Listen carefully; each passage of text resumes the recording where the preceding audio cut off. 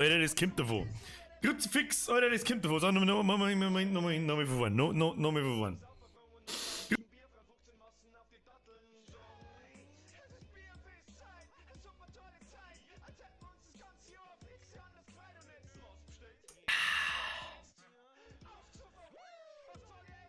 Jetzt hätte ich mich schon wieder fast ersteckt. Kruzifix. Okay, lasst mir das heute. Übrigens, der Bürger, an diesem wundervollen Mittwochabend, 20 Uhr. Livestream-Zeit. Was auch sonst. Eigentlich wollte ich heute zocken.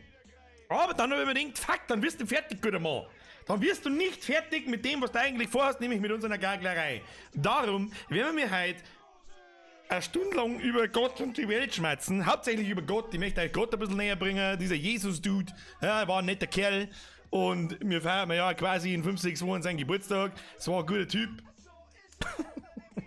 Okay, hört mal.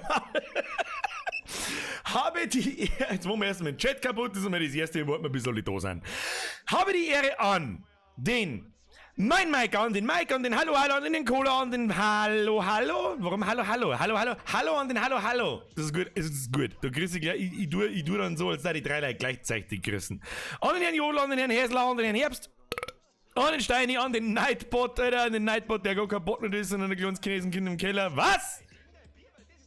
An die Frau Selina, an den Bayern, an den Marius, an den Nicola, an die Mods, an den Herrn Max 510, an den Smurf, an den Time-Time, ich glaube, der Hashtag Bronze ist heute nicht da, so wie ich das mitgekriegt habe. Und der Padre, sowieso nicht. Der Padre ist am Saufen.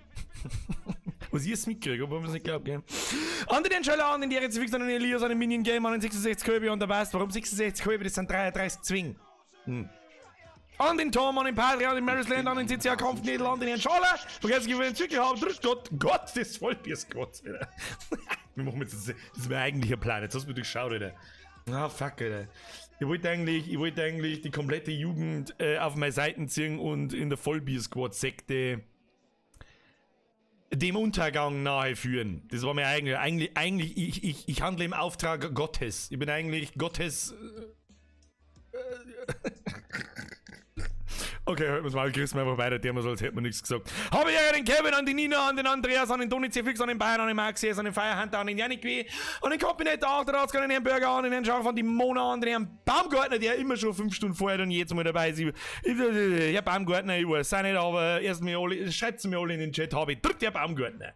Weil der, glaube ich, ist, keine Ahnung, ich hätte gern so wie früher, so 2015, wo ich angefangen habe zum Streamen, da hat noch keiner zugeschaut, also egal. War nicht die Übung, hat nicht geschaut. Da habe ich so einen Counter gehabt, so einen Viewtimer. Ja, jetzt, wenn die Leute da waren, ist mitzählt worden, wie lange du schon zuschaust.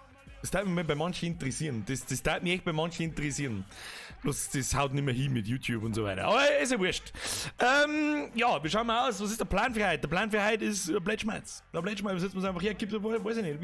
Ich hab wieder mal nichts vorbereitet. Mal was Neues, nicht mit der Chat geht, keine Ahnung, jetzt wieder da habe ich die. Ganz ehrlich, fühlt euch alle gegrüßt. Das ist schon lange nicht mehr möglich, dass ich jeden außergrüß. Es ist so 50-50. Auf einer Seite leider kann ich nicht mehr jeden außergrüßen, auf der anderen ist es ganz geil, dass ich gar nicht mehr außergrüßen kann, weil es hocken halt auch instant 500 Leute drin. Ja, und das, obwohl wir wieder, wir machen es so, stundenlang schmerzen, stundenlang zeichnen, ist das ein Deal? Und als kleine Entschädigung, ich habe ein bisschen weitergemacht, zeige ich euch schnell, Moment. Das mit dem, was das wird und so weiter, das erkläre ich nachher nochmal, weil mit Sicherheit ein Haufen Leute drin sind, die am Montag nicht da waren, die nicht wissen, so, was redet der von Zeichnen und sonst irgendeinen Scheiß. Pass auf, Moment, da muss ich schnell schauen. Ich hab ein bisschen weitergemacht. Moment, das ist meine Interpretation von Vogel! Das ist übrigens Murphy, das Tschernobyl-Küken, Alter. Murphy, das Tschernobyl... Alter, Leute, was ist los? Schütze mal. Sauber, tut der Leiber, der König, der Schniepermann, der Päckchen, küsst dein Auge, Brudi, wenn's sein. Oh, Hashtag küsst dein Auge und Brudi, brauchen wir auf alle Fälle. Schniepermann Apache und ein Küss dein Auge, Brudi, wenn's zeichnest. Kimmt.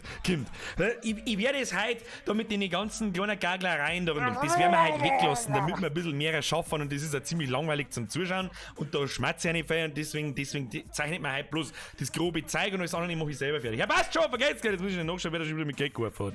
Also ich bin der Meinung, dass Murphy das Chernobyl-Küken wirklich, das ist wirklich, ganz ehrlich, diese Zeichnung, die mache ich schon seit der Schule. Und endlich habe ich einen Grund dafür, dass ich es irgendwo hinzeichne, dass das irgendjemand sagt. Hashtag Murphy, das Chernobyl-Küken, Kinder. Ah, das wird super. Und ich habe auch alles nochmal zeichnen müssen, das muss ich auch dazu sagen, weil mit dem Adobe Draw habe ich festgestellt, wenn wir wieder so als Klarzogen haben, speichert der das nicht, wenn ich so der großzügig wird, unscharf. Jetzt habe ich es in Adobe Draw einfach nochmal neu gezeichnet. Ich hoffe, da habt ihr kein Problem damit. Aber wieder. Hey Jodel, vergeht's gerade, habe dritt und irgendwas mit Pommes. Merci dir. So, jetzt muss ich nachschauen, wer das wieder war. Recent Events, wer hat da wieder mit Geld geschmissen, wo ich nicht vorgelesen habe, es tut mir so leid. Der Meerwurst-Kaiser, vergesst wieder einen Euro, habe der passt schon, einen Aufzug braucht so, einen Aufzug habe ich auch angefangen zum Zeichnen. Der René, hast du am Dampfexpress ein Video schon gesehen? Ja, bist du nicht auf Facebook offensichtlich. Damit wir mal ein paar schlagen. Babelefant haben wir schon, Ebene fix. Und die habe ich mir jetzt gewohnt. Hashtag Tipps brauchen wir noch, das ist ganz wichtig. Was haben wir noch? Vogel haben wir schon. Pommes, Klebestift haben wir auch schon. Bloß bin ich mir nicht so ganz sicher, ob ich einen Klebestift und Pommes drin lasse, weil ich mich da mit fremden Federn schmücke und das tue ich nicht. Der Klebestift und Pommes sind nicht auf meinem Mist gewachsen. Aber irgendwie ist eine Erinnerung an das Ganze und deswegen irgendwie passt es irgendwie nicht. Das werde ich spontan entscheiden, ob der einkommt oder nicht. Der Bulldog, oh, der Slayer, to be continued. Slayer und wir haben noch... Slayer, was war das andere? Bin jetzt vollkommen behindert. Ich muss wieder auf ein Festival, hab ich schon gesehen. Muss auf ein Festival, weiß ich nicht. Timmy und Helga, natürlich. Aber das war letztes Jahr, das war How to Festival. Slayer! Ab in den Chat. So, tja, wie schauen wir aus? Habe dritt, der Schniepermann muss. Der Schniepermann. Ich weiß nicht, wie man einen Schniepermann tarnen, Alter. Der Schniepermann ist ja eigentlich. Der Schniepermann, also ich kann keinen Penis da drauf zeichnen, ja? Weil erstens sperrt es mir dann Spreadshirt, zweitens kriege ich wahrscheinlich auf YouTube und Twitch Probleme, wenn ich da Penis sehen will. Und kriege ich da schon ein Problem, wenn ich Penis sage, keine Ahnung. Man muss jetzt irgendwie nach irgendwelchen US-Gesetzen seinen Kanal flaggen, wenn er ausschließlich für Kinder oder gezielt für Kinder oder irgendein Scheiß ist. Und kein Mensch weiß, was das für Richtlinien sind, wenn da irgendwelche Comiczeichnungen vorkommen. Ja, haben wir schon soweit. Da ist das für Kinder. Weiß ich nicht. Ich meine, der Typ hat einen Pimmel unter dem Balken. Ist das für Kinder? Nein! Muss ein Comic zwangsweise für Kinder sein? Nein! SLAYYYYYYYYYR. Was? Vergeht's gut, Alter? Mein Bier ist... Da war der andere. Schon wieder dabei. Da habe ich dritte Ebene jetzt. Eher an die Ebenen werden wir heute Dinge. Dann habt ihr auch gesehen, dass ich den Vogel auf ein Bladel gezeichnet habe. Das ist das nächste. Ich muss alles einzeln zeichnen und dann am Computer quasi zusammensetzen, weil das sonst nicht so geht. Und ich hoffe, dass wir da heute ziemlich viel schaffen, dass wir mir dann an dem Montag, wenn das Ding dann kommen soll, am 2. Dezember, möchte ich damit fertig sein, dass ich das einfach dann drum signiere und dann ist es online. Wenn ich es nicht sogar schon fertig mache bis 2. Dezember. Ich habe übrigens bemerkt, Folgendes habe ich bemerkt, sobald ich offensichtlich anfange, in meinem Stream da über Merchandise zum Reden, ja? Dann fangen wir mit leider ein paar Leute zum Bestehen. Einen Licker brauchen wir noch von Red, an den habe ich auch schon gedacht, Herr Schaller. Bloß glaube ich, fürchte, ich werde den nicht zeigen können. Aber das probieren wir nachher einfach einen kichligen Licker und dann machen wir den in G und dann wird das schon irgendwie hinhauen. So, wenn ich anfange in meinem Stream über Merchandise zum Schmatzen, fangen offensichtlich ein paar Leute zum Bestehen. Nochmal, ab heute bis zum 16. gibt es 15% auf alles und Versandkosten gespart. Wenn jetzt da irgendjemand von euch dabei ist, der da die letzten Orte bestellt hat, dann storniert und bestellt dass die Ivo-Orgel ausschaut wie der Rotraner nachdenkendes Gesicht. Mr. Bavarian, merci für dein Fünfer, aber Alter, ist der Roadrunner einfach ein Kopf mit Viers? Das glaube ich nicht. Der Murphy, das Chernobyl-Küken dagegen schon. Warte, ich zeig's euch ja gerne nochmal. Achtung.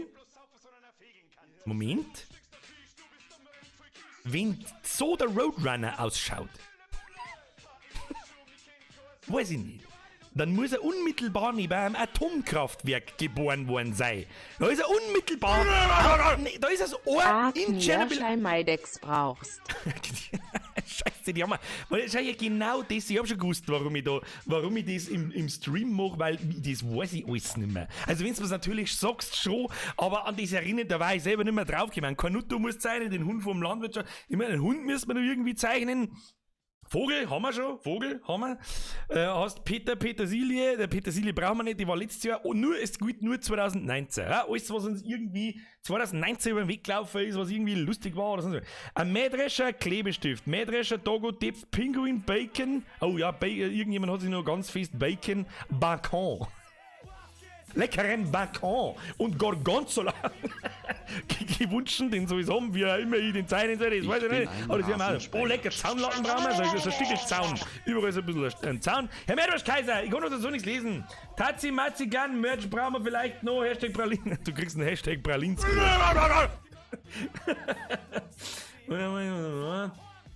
Also ich werde mir nicht anfangen, weil mich mehrere Leute anschreiben, können wir mir so ein Merch haben und können wir mir so ein Merch haben und sowas und sowas. Ich werde nicht für einzelne Leute Merch machen, ja? Weil das ist wirklich, ich rede den ganzen Tag davon, ich möchte das Geld, das ich damit verdiene, das interessiert mich, das ist auch so. Und dann fange ich an, einzeln gezielt für die Leute irgendwas zu machen, bloß damit weil ich meinen scheiß Krang nicht voll kriege. Oder, wie soll ich sagen, der Tazi Matzi Mitzi-Clan hat mich sehr unterstützt, um das durch die Blume zu formulieren. Herr Titelzahn, vergelt's mir für den Euro. Der Vogel sieht irgendwie aus wie ich früh. Ja, das ist Murphy das Tschernobyl-Küken. Das ist für alle Lebenslagen geeignet. In der Früh, auf die Nacht, den ganzen Tag über, am Montag, am Dienstag. Scheißegal. Merci dir. So, und wenn mich jemand so massiv unterstützt wie ihr, und dann mache ich, wie soll ich sagen, ja, mache ich extra Wurst für euch auf gut Deutsch. Ja? Das heißt nicht, dass ich euch nicht dankbar bin, um Gottes Willen. Aber sobald ich das mache, hat das ein bisschen einen faden Beigeschmack, dass ich dann irgendwann nur noch so Special-Sachen mache für Leute, die mir auf gut Deutsch gesagt mit Geld zu scheißen. Und das will ich nicht. Ich hoffe, das ist einigermaßen verständlich. Okay? So. Wo sind wir? Der Chat ist schon wieder kaputt. Ich muss da, Alter, was eskaliert denn der Chat da so? Ich versuche da mal irgendwas zum Lesen. Weil da hinten riecht sich der Chat schon nicht mehr. Jetzt pass auf. Moin Oktoberfest Curry King. Der ist von 2017, Alter. Küss dein Auge, Bruder, Grüße aus Augsburg. Herr Dominik Otto, Grüße zurück. Mua. Herr Birger, Sie haben eine Spende übersehen vom Herrn Tischler. Herr Tischler, wo ist der Herr Tischler? Ich sehe keinen Tischler. Wo ist der Tischler? Wo ist der Tischler? Ich seh, wo? Ich seh ihn nicht. Was ist denn los mit dir? Mit dem Gentleman.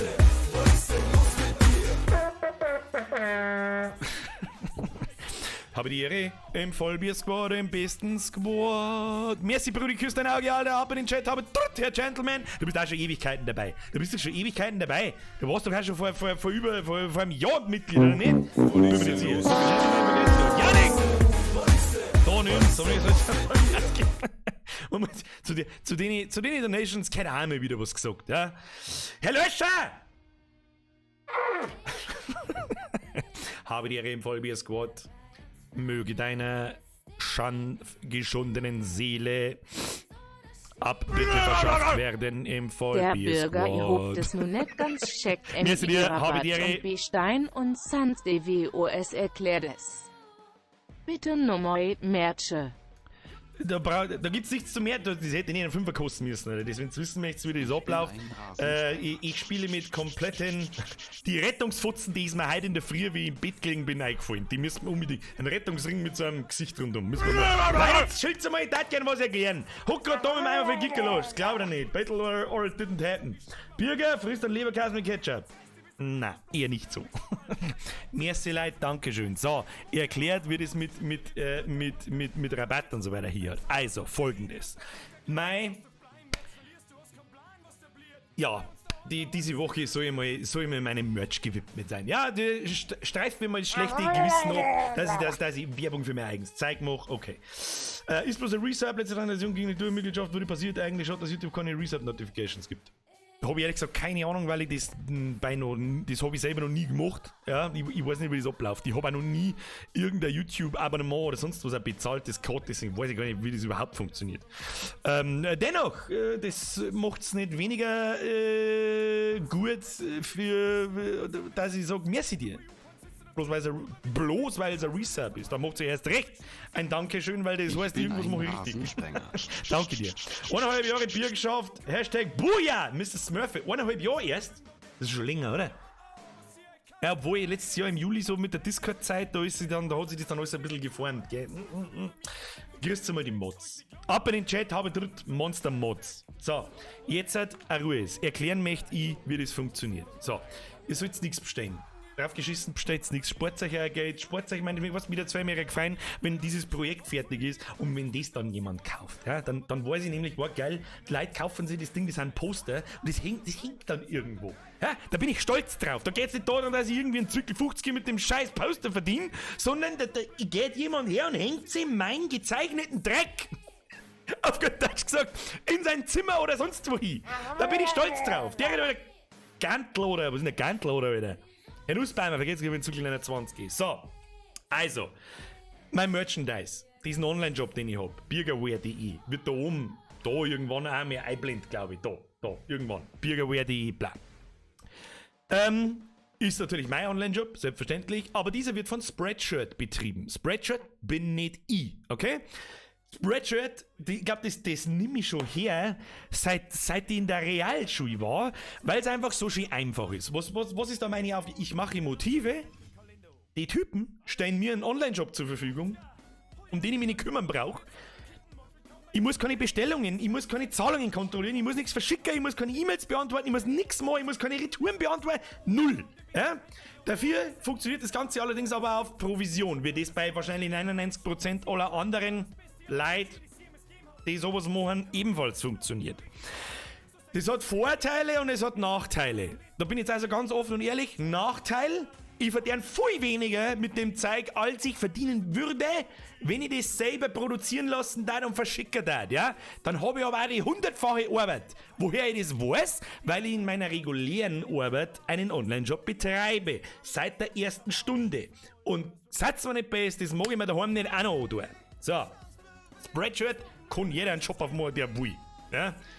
Ist halt dann, und dann lässt du kannst da Motive machen, Beitlaufelang, dann kannst du dir quasi zusammenklicken, ja, ich möchte das T-Shirt haben und den Pulli und da möchte ich das drauf haben und dann kannst du das so platzieren und die Größe verschieben und so weiter und so fort.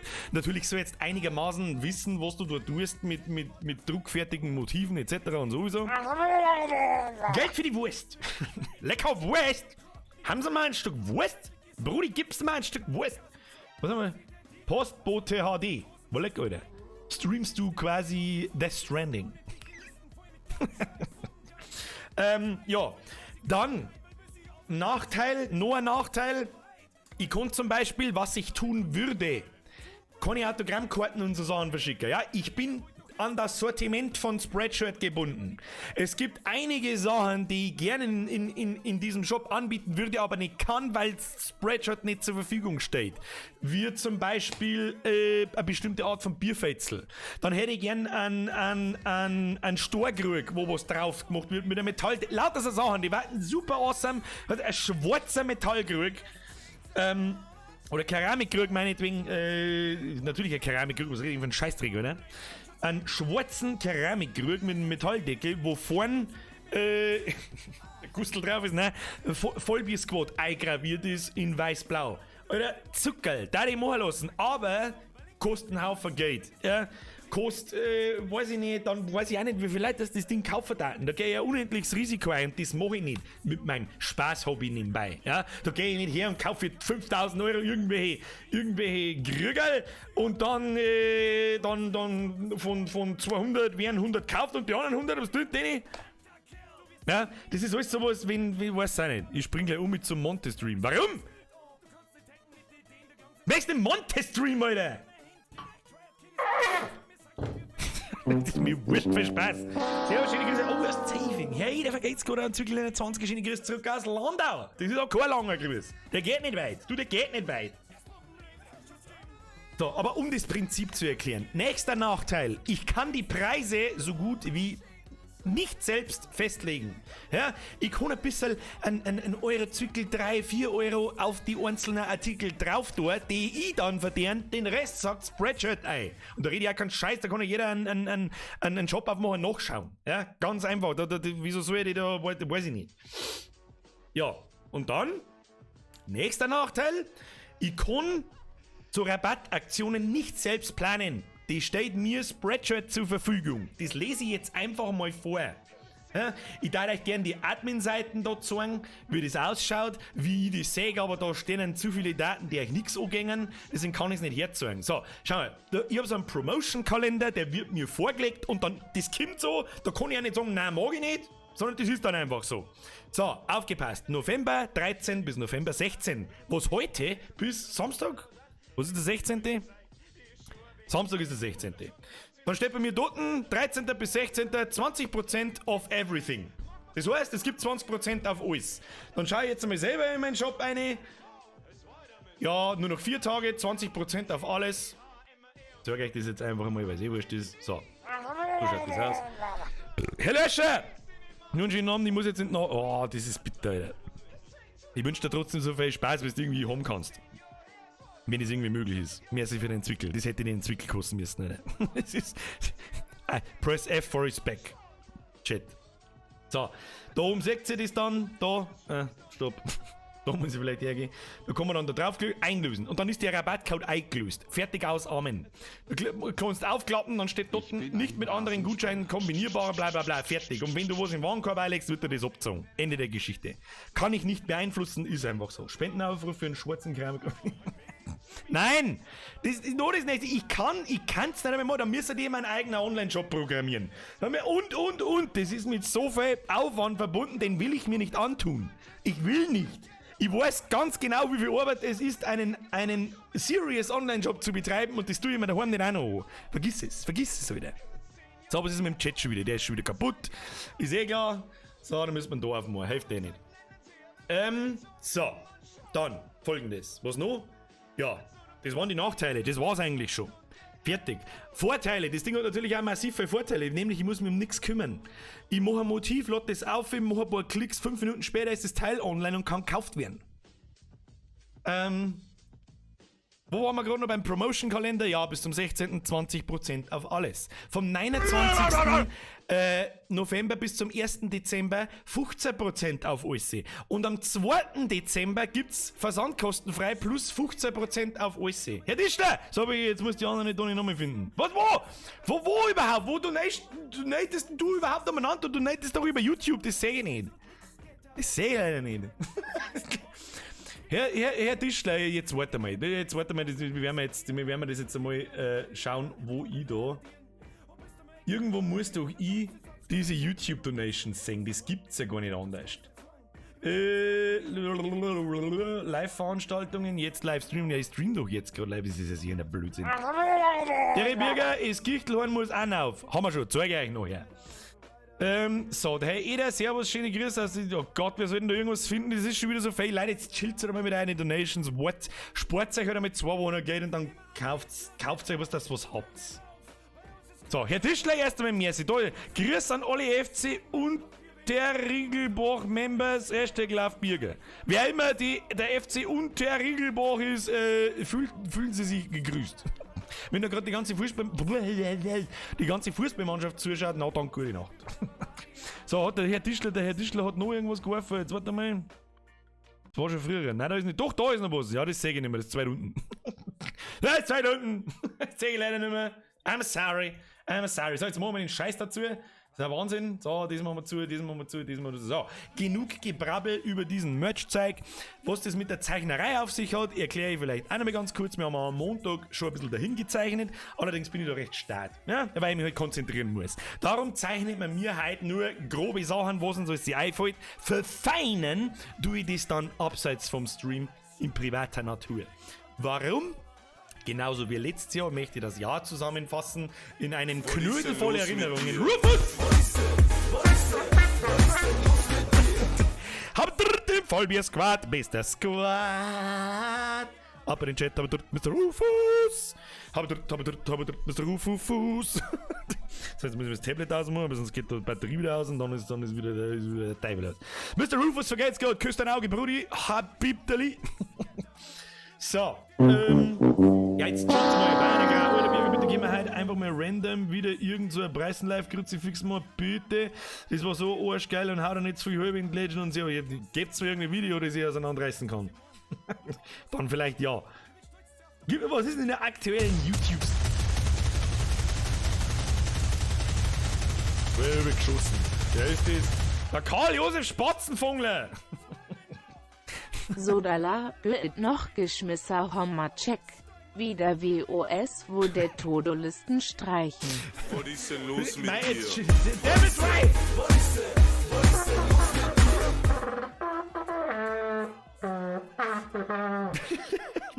Merci dir, habe dir eben voll wie Squad, bist das Squad. Du bist das Squad. Weißt du, das wir schon lange nicht mehr gehört haben? Warte mal. Achtung! Oh. Achtung! Kleinen Bürger möchte bitte im Bällebad abgeholt werden. Bällebad! Herr Lex, bitte zum Bällebad kommen! Haben wir auch schon lange nicht mehr gehört. Merci wieder. Mr. Karl-Josef Spatzenfangler, ich drücke jetzt da mal auf Reading, ob das nochmal angezeigt werden kann. Ja, passt. Merci dir. Das ist das, was gerade vorgelesen meine.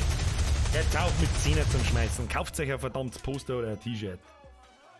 Sodala, So, merci! So, wo haben wir stehen geblieben? Ich muss mal irgendwas aus dem Chat rausgreifen. Top-Chat, Live-Chat. Weiß ich nicht. Ja. Hashtag Megahorn. Das haben wir nicht so oft im Einsatz wie das da. Weißt du, die Tröte ist irgendwie besser. Die Tröte ist besser wie der Megafonmann. Ist Schwarzenfeld weit weg von dir? Das weiß ich nicht mehr, wo Schwarzenfeld ist, Alter. Green Scorpion, alles Gute zum Geburtstag. Mr. Green Scorpion, alles Gute zum Geburtstag. Wer immer der Green Scorpion ist, aber ich hab's gerade gelesen. Was tut eigentlich der Schnacksalottelfiech? Das sitzt da daneben, Moment. Das sitzt da so und hat eine Kochmütze auf und ist ziemlich cool. Und grabt wahrscheinlich schon mittlerweile, weil ich in diesem Altbau ein bisschen ein Problem mit Grablerei hab. Ist halt. Regelsquad, Alter. Hier wechselt euch ab beim Tagegring, oder? Wahrscheinlich. Mal kurz die Ansage, wer braune Kacke postet, fliegt und wird bei YouTube gemeldet ohne Rücksicht und ihr braucht da keine Courage zeigen. Klare Ansage. Tippe mal auf drauf, das ist einer von meinen Mods gewesen. Recht hat er. Das ist übrigens auch nicht witzig. Ja, das ist nicht lustig. Da ist nichts Lustiges oder Trolliges daran, wenn meiner kommt und, weiß ich nicht, Siegheil oder sonst irgendeinen Scheiß schreibt. Nein, das ist nicht lustig. Ist, also nicht einmal, nein. Es ist nur nervig. Und ihr kriegt einen Lifetime-Ban beim ersten Mal. Ist mir völlig wurscht. Aber wenn es mal dreiviertel die Community macht, dann, gut, dann hab ich was falsch gemacht. Aber das ist ja nicht so. Wer irgendeinen Nazi-Rotz postet, an die Mods, kommentarlos wiederschauen. Forever. Mag ich nichts damit zu tun haben. Ganz einfach. Ich bin keiner. Ja, wie soll ich jetzt da drauf drücken? Piep, piep, piep, so. Warte mal. Vielleicht kann ich ihn kopieren. Ich muss erst einmal schauen, was das wieder ist.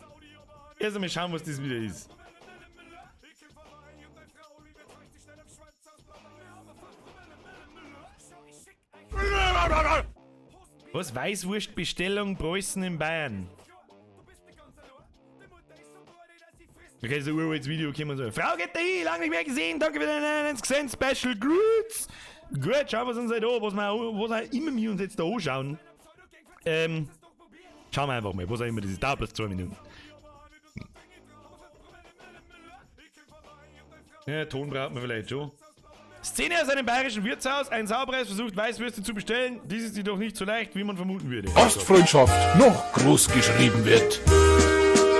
Heute gehe ich wieder ins Gasthaus, nachdem ich jetzt hier einiges gelernt habe. So, was darfst du sein? Ja, ein Weißbier. Ein Weißbier? Ja, natürlich, der Herr, ein Weißbier. Was zum Essen vielleicht noch? Ja, ich hätte gerne noch da hinten diese weiße Bratwurst. Was? Wo? Ja, das, was der Herr da hinten auch isst. Diese weiße Bratwurst. Ah, das sind Weiße! Das sind Die Krüge! Ho!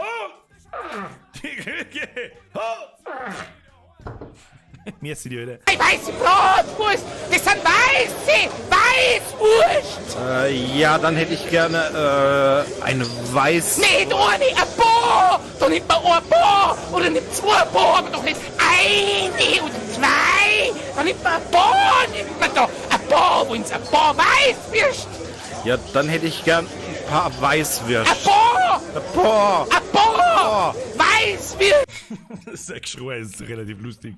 Geile Schnitte! Brudi. Ne? Geil, merci dir. Foto or it didn't geile Schnitte.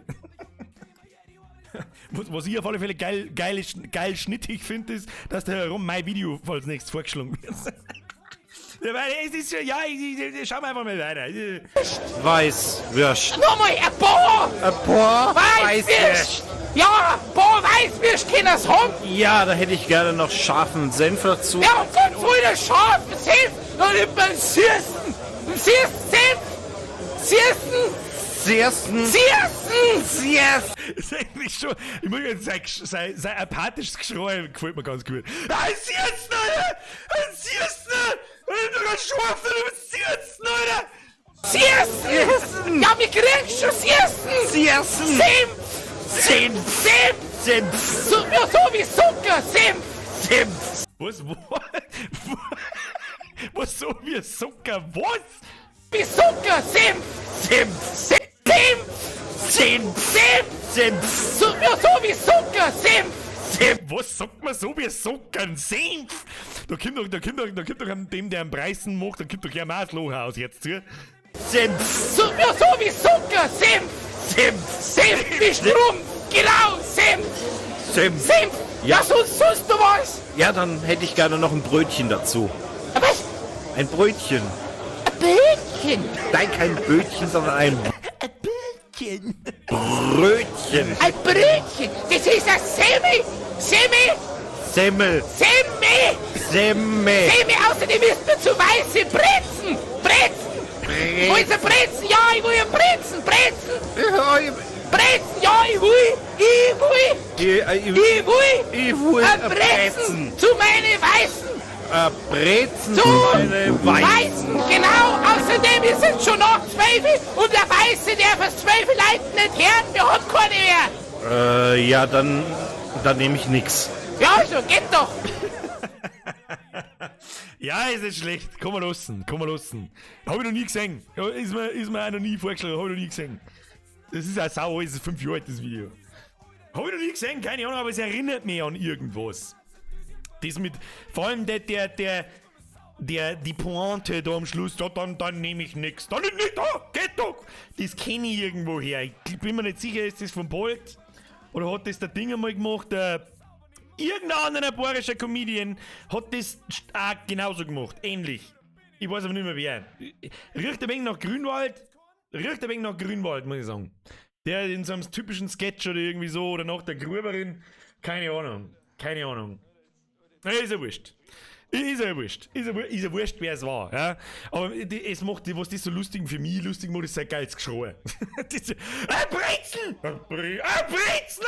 Und nimmst du ein Brezen zu deinen Weißen und kein Brötchen! Aus, ein Brötchen. Drum scheitert's dann! Naja.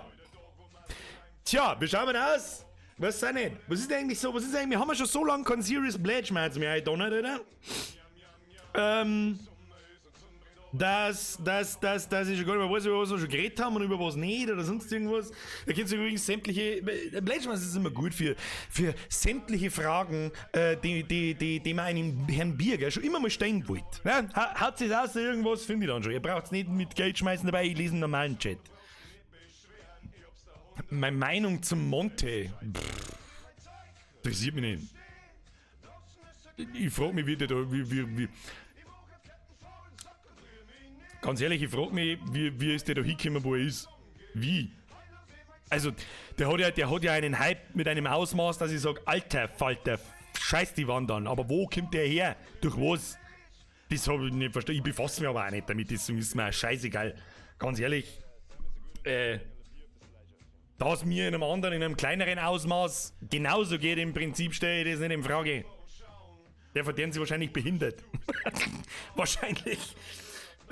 Allerdings habe ich noch nicht so ganz herausgefunden, mit was. Ist der Mann Pro-Gamer? Das meine ich jetzt ernst. Ist der, weiß ich nicht. Weiß ich nicht, keine Ahnung. Seine Real Talks über seine kriminelle Vergangenheit? Drogenschei? Keine Ahnung, ich weiß es nicht. Frag mich nicht, ich weiß es nicht. Spielst Ghost Recon Breakpoint, oder mit diesem Spiel hat wirklich die Kontrolle über sein Gaming-Leben verloren. Wer sich Breakpoint blind gekauft hat, soll ja bloß mein Beileid, Alter. Der Samuel Trinker schreibt, COD früher gezockt. Ja, aber auf einem Pro-Level. Und ich rede von einem Pro-Level. Du musst wieder der Lidl her da von dir, nein, das Bier noch. Es kommt wieder, wenn es fertig ist.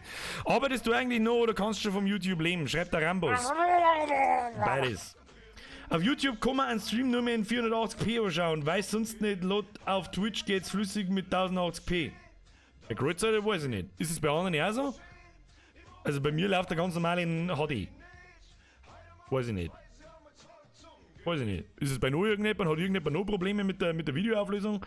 Wenn es ist, starten wir mit App rein oder einen Browser rein und gehen um rein. Muss gehen. Gibt's nicht. Magst du einen Mate? Ich habe am Samstag einen angesetzt und das. Was? Gergeblubber macht mich schon heiß. Gibt nichts Geiles wie ein Honigmet, Alter. Was hast du für Körbchengröße? 75 Doppel-D, oder? Ich hab mir bloß da jetzt immer wenn ich im Stream sitze, habe ich ein Korsett oder so, was nicht sagt. Und ja, ich mag Met. Jetzt mehr auf dem Christkindlmarkt auch viel kein Glühwein nicht, sondern ein Honigmet. Das ist die geilste Scheiße, ne? Met! Feinstes Met, Brudi! Ich bin ein Rasensprenger. Was du sag. Mr. Green vergeht's gut, ne? Warum hast du eigentlich lange Haare und Chris Ampi in ihrem Pamperl? Michelle, das ist eine gute Frage, die habe ich aber letztes Mal schon beantwortet, weil ich einfach zu faul war, sehr lang, dass ich zum Boden gehe. Oder dass ich mir selber die Haare abrasiere und so weiter. Und dann waren es lange und habe ich mir gedacht, ja, das passt eigentlich. Bin's der Hintere, passt schon. Das ist der Grund. Du verzeihst keinen Scheiß, das ist der Grund. Der Angelo schreibt, 1:1, Herzit ist gut, ja, sag mal. Ich weiß nicht, was wir damit sagen. Birger, ich hab da was im Messenger geschickt.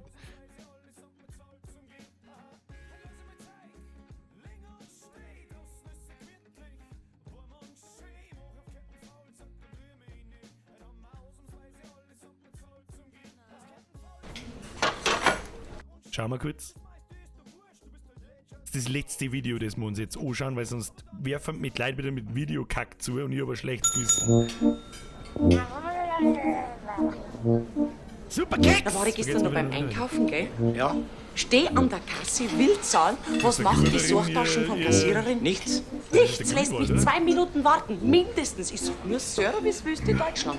Genau. Wie oft muss man jetzt noch das Schnitzel anschauen? Ich hab Hunger!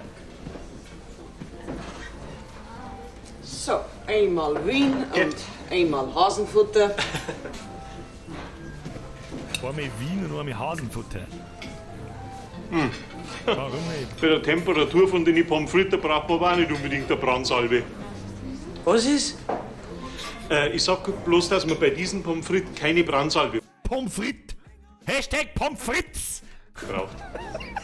Was braucht? Wer hat denn eigentlich dieses Wort ausdenkt? Denken wir über das Wort nach. So, da haben wir jetzt eine Kartoffel. Haben wir einen Erdäpfel, haben wir Kerle von Erdäpfel da. Die rasieren wir jetzt und schneiden wir es in Stücke, werfen wir es ins Fett und wenn es fertig ist, nennen wir es Pommes frites. Warum? Wer war das? Genie, der Mann! Brauchen Sie eine Brandsalbe? Nein, ich brauche eben keine Brandsalbe. Ach so.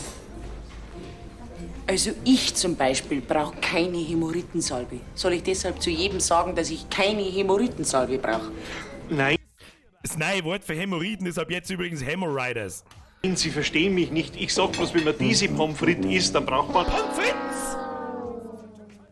Spätidee, vergesst für den Euro wieder. keine Brandsalbe. Ja, wäre Ihnen das lieber?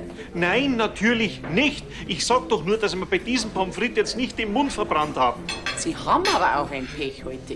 Ja, Himmel, Herrgott, Sakrament nochmal. Sind Sie so begriffsstutzig oder tun Sie bloß so? Ich frage mich manchmal, ich meine, das ist ja, man sagt ja da oben sehr deutlich, das ist für den Bayerischen Rundfunk gemacht. Ja, das ist im Fernsehen ausgestrahlt. Manchmal hauen sie einen dermaßen den Dialekt aus und dann driften sie wieder so massiv ins Hochdeutsche ab, dass ich das halt einfach nicht ernst nehmen kann. Jetzt pass mir auf. Ja, genau, was? Jetzt passen wir auf. Weil das irgendein Preisensepp versteht, aber der nächste Satz ist garantiert wieder in purem Hochdeutsch. Dumm anreden lasse ich mich hier nicht. Du Dumm anreden lasse ich mich hier nicht. Das darf der Bayer niemals sagen. Niemals. kommt da angeschissen, verstehst? Verzeiht mir irgendeinen Schwank von irgendeiner Brandsalbe, hält den ganzen Betrieb auf und ich, blöde Kuh, hör mir den ganzen Rotz auch noch an und dann kann ich mich auch noch beleidigen lassen, oder was? Entschuldigung, wenn ich mich einmische, aber er hat ja nur einen Witz gemacht. Man bestellt Weißwürst. Stückweise C-Fix. Das warst du doch eigentlich.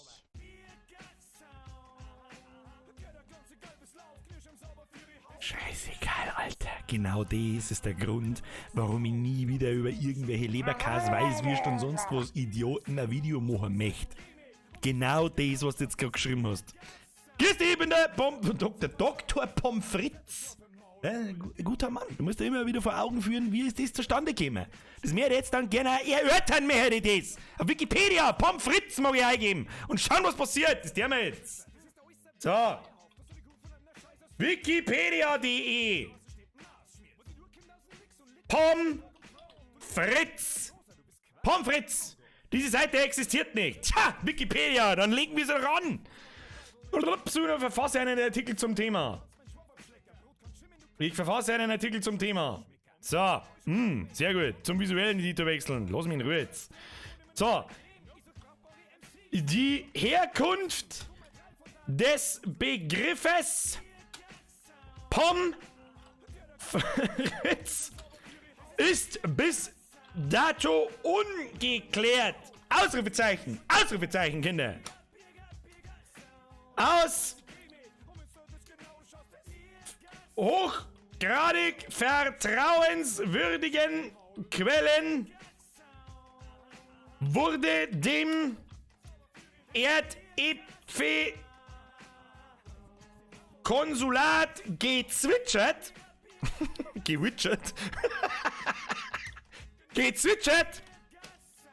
dass der Erfinder der sogenannten Pommes Fritz als Kind in das Bierfass fiel. Fiel mit V, mit Vogel V. Um Aufklärung seitens Galileo Mystery wird dringendst gebeten. Ausrufezeichen. So, speichern! Zusammenfassung und Quellen. Dein Mann, Alter. Seite veröffentlichen. Jawohl. Rein damit.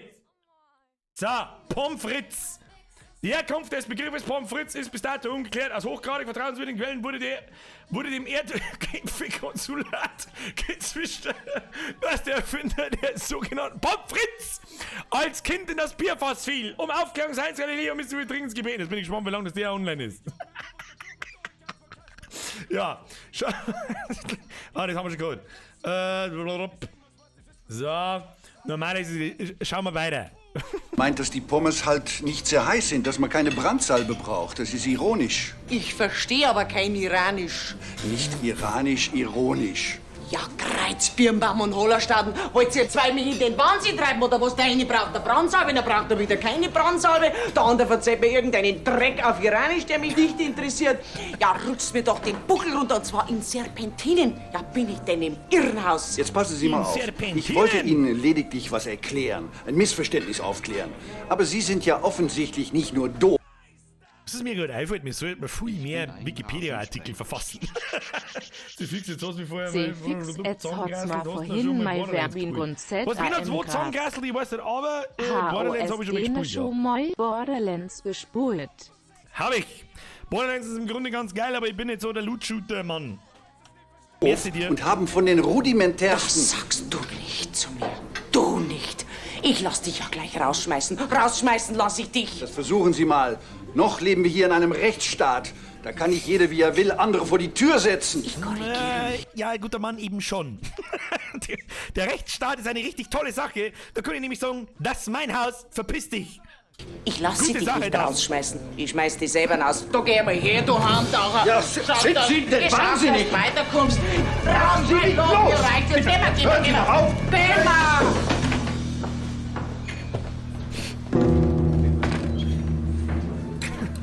Jetzt wird der Futzen und frisst deine Pommes frites. Hey Klaus, jetzt ist die Schnitzel auch kalt.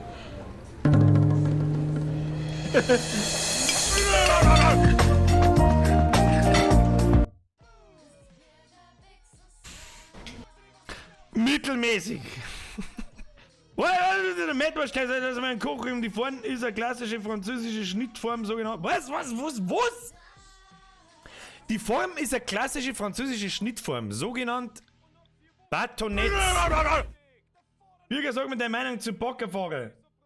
Wer zur Hölle hat eine Meinung zu Bockerfahrer, Alter? Was für Meinung, Alter? Ich meine, beim Tagesbett, beantrag mal, dass da noch eine brennende Zahnlatten aufs T-Shirt kommt. Ich bin leider nicht da.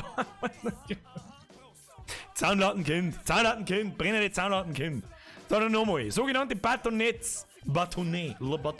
Es geht wahrscheinlich um Pommes. Erdbeer auf Französisch heißen Pomme. Aha. Und weil es frittiert werden, Hans Frité. Gibt a Pommes Gaufrettes und Alomettes etc. Hashtag Pralinskwote. Egal, das erklärt immer noch nicht das Wort Pommes frites. Ja, der Auto ohne Sitz. Und hinten hängt der Leberkäse. Irgendwie so ist es gegangen. Keine Ahnung. Hier mit dem Chat, weiter geht's. Blödschmerz, mehr Blödschmerz brauchen wir. Artikel wurde gelöscht. Ärgerlich, Kruzifix. Ich brauche Dosenbier. Oh, das ist ein Thema, was mich ziemlich triggert.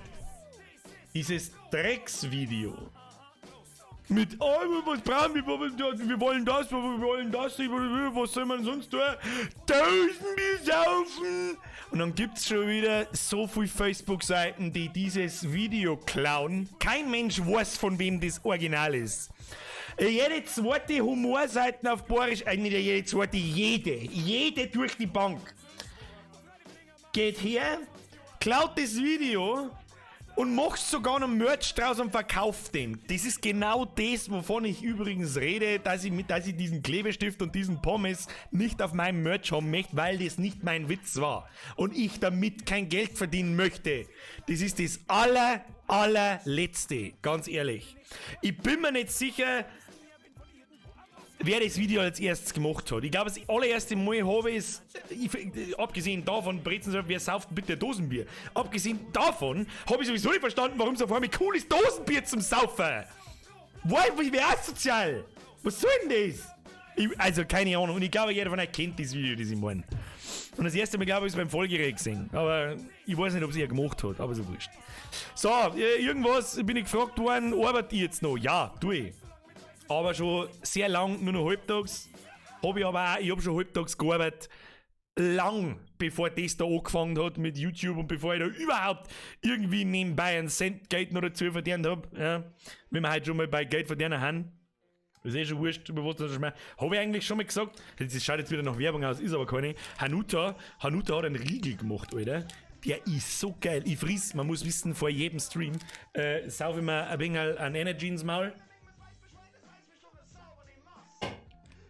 Und irgendeinen Schokoriegel. Und die Hanuta-Riegel, geiler Scheiß. Wolperdinge. Pommes frites heißt, weil der Preis kein Französisch kann. Und was trinkst du da am Festival? Ja, Alter, am Festival ist du einmal im Jahr oder zweimal im Jahr.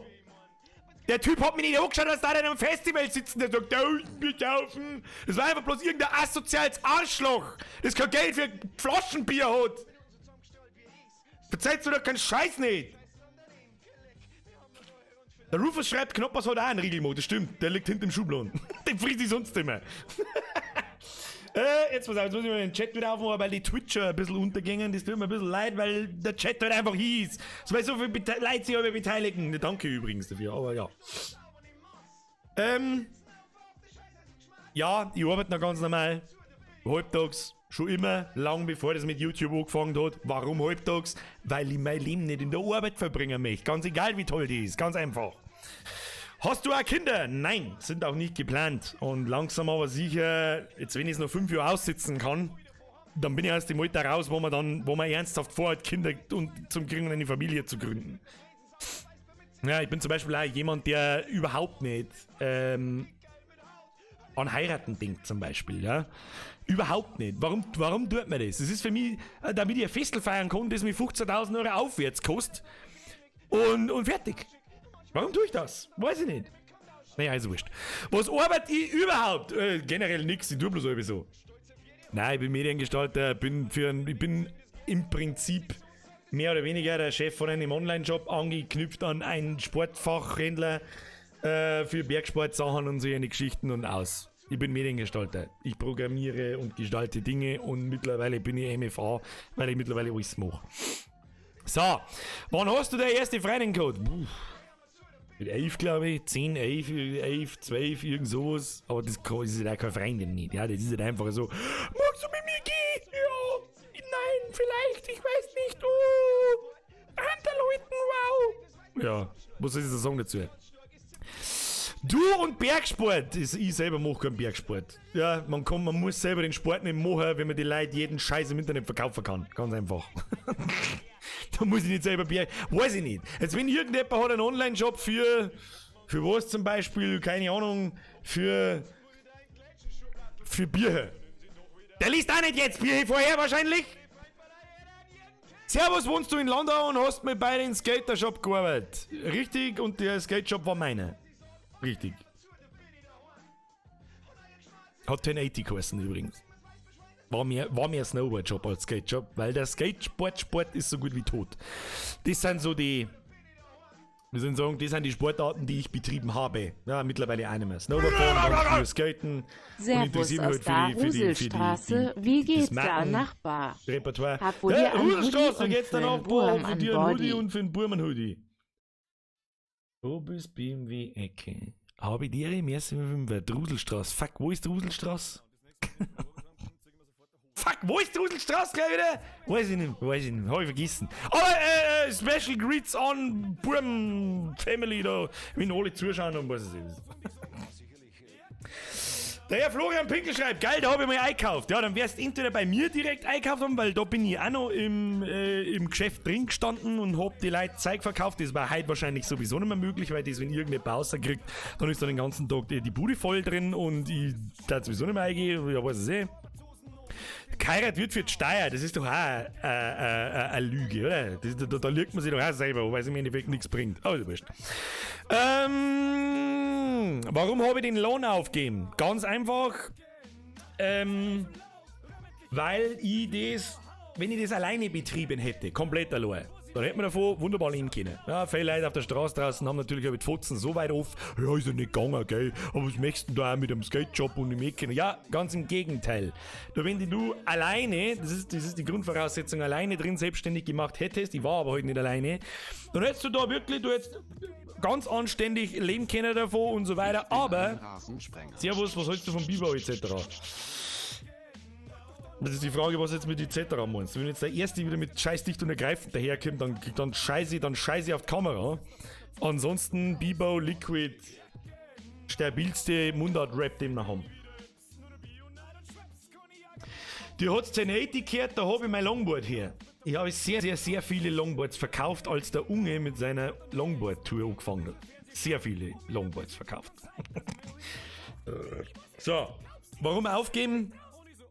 Also, ich hab da drin von 11 Uhr Vormittag bis um 6 Uhr auf die Nacht gesessen. Wir haben erst um 11 Uhr aufgesperrt, weil vorher kommt keiner.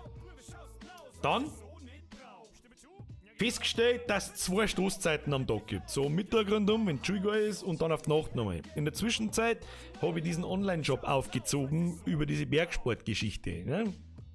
Und der ist immer größer geworden und irgendwann haben wir die Entscheidung getroffen. Ganz ehrlich, dieser Laden ist zwar cool und nice to have, aber erstens reicht davon werden wir nicht und größer werden wir auch nicht, weil das mit einem stationären Laden nun mal einfach nicht funktioniert. Eigentlich nervt es nur noch, machen wir zu. Und konzentrieren wir uns nur noch aufs Online-Dasein. Und jetzt mache ich nur noch diesen Online-Shop. Fertig aus. Was für E-Zigaretten hast du und was für Liquid? Das ist ein Aspire Speeder 2, glaube ich. Da oben habe ich noch einen Inokin. Ich weiß gar nicht, wie er heißt, irgendein Inukin, keine Ahnung. Ich bin nicht so der... Was hältst vom Bembers Grad was Bezeichnung Beschneidung? Was hältst vom Bembers Grad Bezeichnung Beschneidung? Ich weiß nicht, was du da fragen möchtest. Was ich von Beschneidung halt. Was zur Hölle ist das für Frage, Alter? Deine Meinung zu... Wie fällt deine Meinung zu Backen? Wir kommen zu Warum soll ich eine Meinung zu Backen haben? Jetzt die haben da einen Backen liegen. Die Kilogramm liegen finde ich toll. Wenn jemand gerade ein Loch braucht, finde ich toll. Hey, Birger, mal eine Frage. Wie findest du den Norden? Der ist mir auch wurscht, solange man nicht auf den Sack geht. Wie heißt denn mein Online-Job? Da mache ich keine Werbung da herin. Mache ich keine Werbung dafür. Hat da herin auch nichts verloren. Ja? Ed Birger, wie alt bist du? Oh, das bin ich schon lange noch gefragt worden. Irgendwas zwischen 6 und 47 mittlerweile. Mit einem Backer kannst Frauen anbacken. Ja, sie haben zwar dann ein wenig blödiger Matschig, aber sonst... Der Herr Schönmetzler schreibt, zeichnest du heute auch? Ja, da fangen wir an in 10 Minuten. Gaggelt mal ein wenig an. Aber jetzt wir müssen noch ein paar Fragen abarbeiten, weil da geht's so dermaßen zu im Chat, Alter. Konsumierst du einen Drachen dort nimmer? Nimmer, weil es einfach zu krass ist. Das ist, also ganz ehrlich, der Typ ist halt einfach dort wirklich sprichwörtlich ein IQ von 5. Der Mann hat die vollkommene Kontrolle über sein Leben verloren und es ist einfach zu heftig, wie viel Leute das da drauf rum. Das ist zu krass. Mich wundert wirklich, dass der Drachensepp noch keinen Amoklauf angefangen hat oder sie umgebracht hat oder sonst irgendwas. Das ist wirklich krass. Das ist wirklich krass. Also das hat einfach ein Ausmaß angenommen, da wo ich rede vom Video Bembers Beschneidung. Weiß ich nicht, kenne ich nicht. Wir schauen jetzt keine Videos mehr. Herr Birko, pst, eine Ruhe ist in der Schweiz so end. Ruhe ist. Schauen wir jetzt keine Videos mehr. Dine Alle Oma schreibt, hast du nicht NX programmiert? Ja, komplett, von null. Gestaltet, programmiert, konzipiert, das ist alles von mir. Jede einzelne Codezeile ist alles von mir. Jede Grafik ist von mir, außer Einheitengrafiken. Das sind Platzhalter aus StarCraft immer noch seit 5 Jahren. Mit NX wird es nicht weitergehen. Mit NX wird es nie wieder weitergehen. Da habe ich keine Zeit mehr dafür. Überhaupt nicht. Überhaupt nicht. Außerdem müsste die von vorne anfangen, das müsste auf Mobile optimiert werden und dann müsste es eigentlich eine App sein und was weiß ich. Das ist, das ist nix. Was hältst du eigentlich, was hältst du eigentlich zum Oktoberfest? Christina, was hältst du eigentlich vom Oktoberfest? Erstens das. Leute, wir müssen mal wieder ein bisschen an unserer Rechtschreibung und an unserem Satzbau arbeiten. Ja? Es gibt draußen so viele Leute, die uns alle als Idioten abstempeln und wenn wir mir wirklich so eine zusammengewürfelte Rotze den ganzen Tag in den Chat einblubbern, dann ist es nix. Bitte lest es halt einmal. Einmal, ja? Das tut euch so gut auf Dauer. Lest einmal den Satz, bevor es auf Senden drückt. Da meine ich jetzt nicht speziell Christina, ja, das kann ja mal passieren. Zusammen, Form, was weiß ich. Aber manchmal lese ich da eine Affenscheiße, dass da wirklich ans Hirn gelangst, da und ich frage, Alter, was zum Fick, Mann? Naja. Der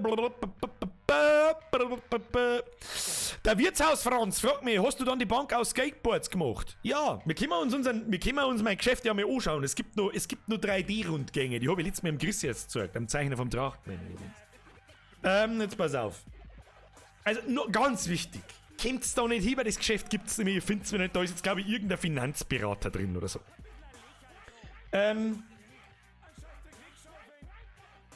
Moment.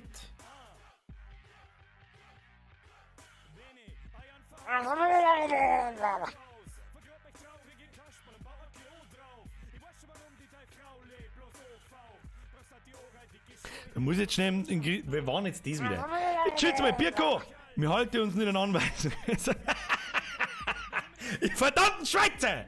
Ich war so gern Schweizer. Also ich bin schon sehr gern Bayer. Ja, von ganzem Herzen. Aber Schweizer war ich schon auch gern.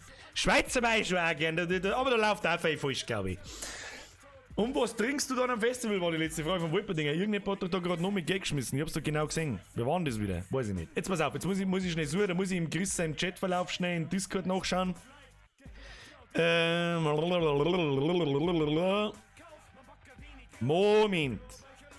Momental, Babental, Kinder. So, jetzt pass auf. Irgendwo ist da der Link zum 360-Grad-Bilderrundgang von meinem Geschäft. Ja, da. Oder ist das? Schauen wir mal. Ah ja, wunderschön. Jetzt pass auf. Jetzt pass Obacht. Haben wir's schon. Kannst mal dann APN von deinem Shop schicken, wenn's schon nicht drüber reden will. An wen denn? Herr Müller, da kommen Sie ins Discord und fragen mich da. Fertig aus Armin. Nein, aber nein, weil da bloß eine Adresse drin steht und dann wie von irgendwelchen Likes sagt. Nein! Will ich nicht! Ich mag nicht über meine Arbeit reden! Ich will nicht! Da kommen schon Fake Null Leute hier und schreiben vom Fenster auf, Bürger, Müll! So, jetzt hier, Monitoraufnahme. Kaboom, bitch! So, war mein Geschäft. Auch das innen alles selber gebaut. Da bin ich sehr oft gelobt worden für den Ladenbau da drin. Was haben wir mir gehabt? Wir haben halt hauptsächlich die typische Skate-Klamotte gehabt. Ja, Marken wie Volcom, Element, Billabong am Anfang noch, das ist dann mit der Zeit weniger geworden. Dann war ich ziemlich großer Ease-Fan und America-Fan. Was haben wir alles gehabt? Da gehen wir mal durch. Ich meine, das ist schon ein bisschen älter und so.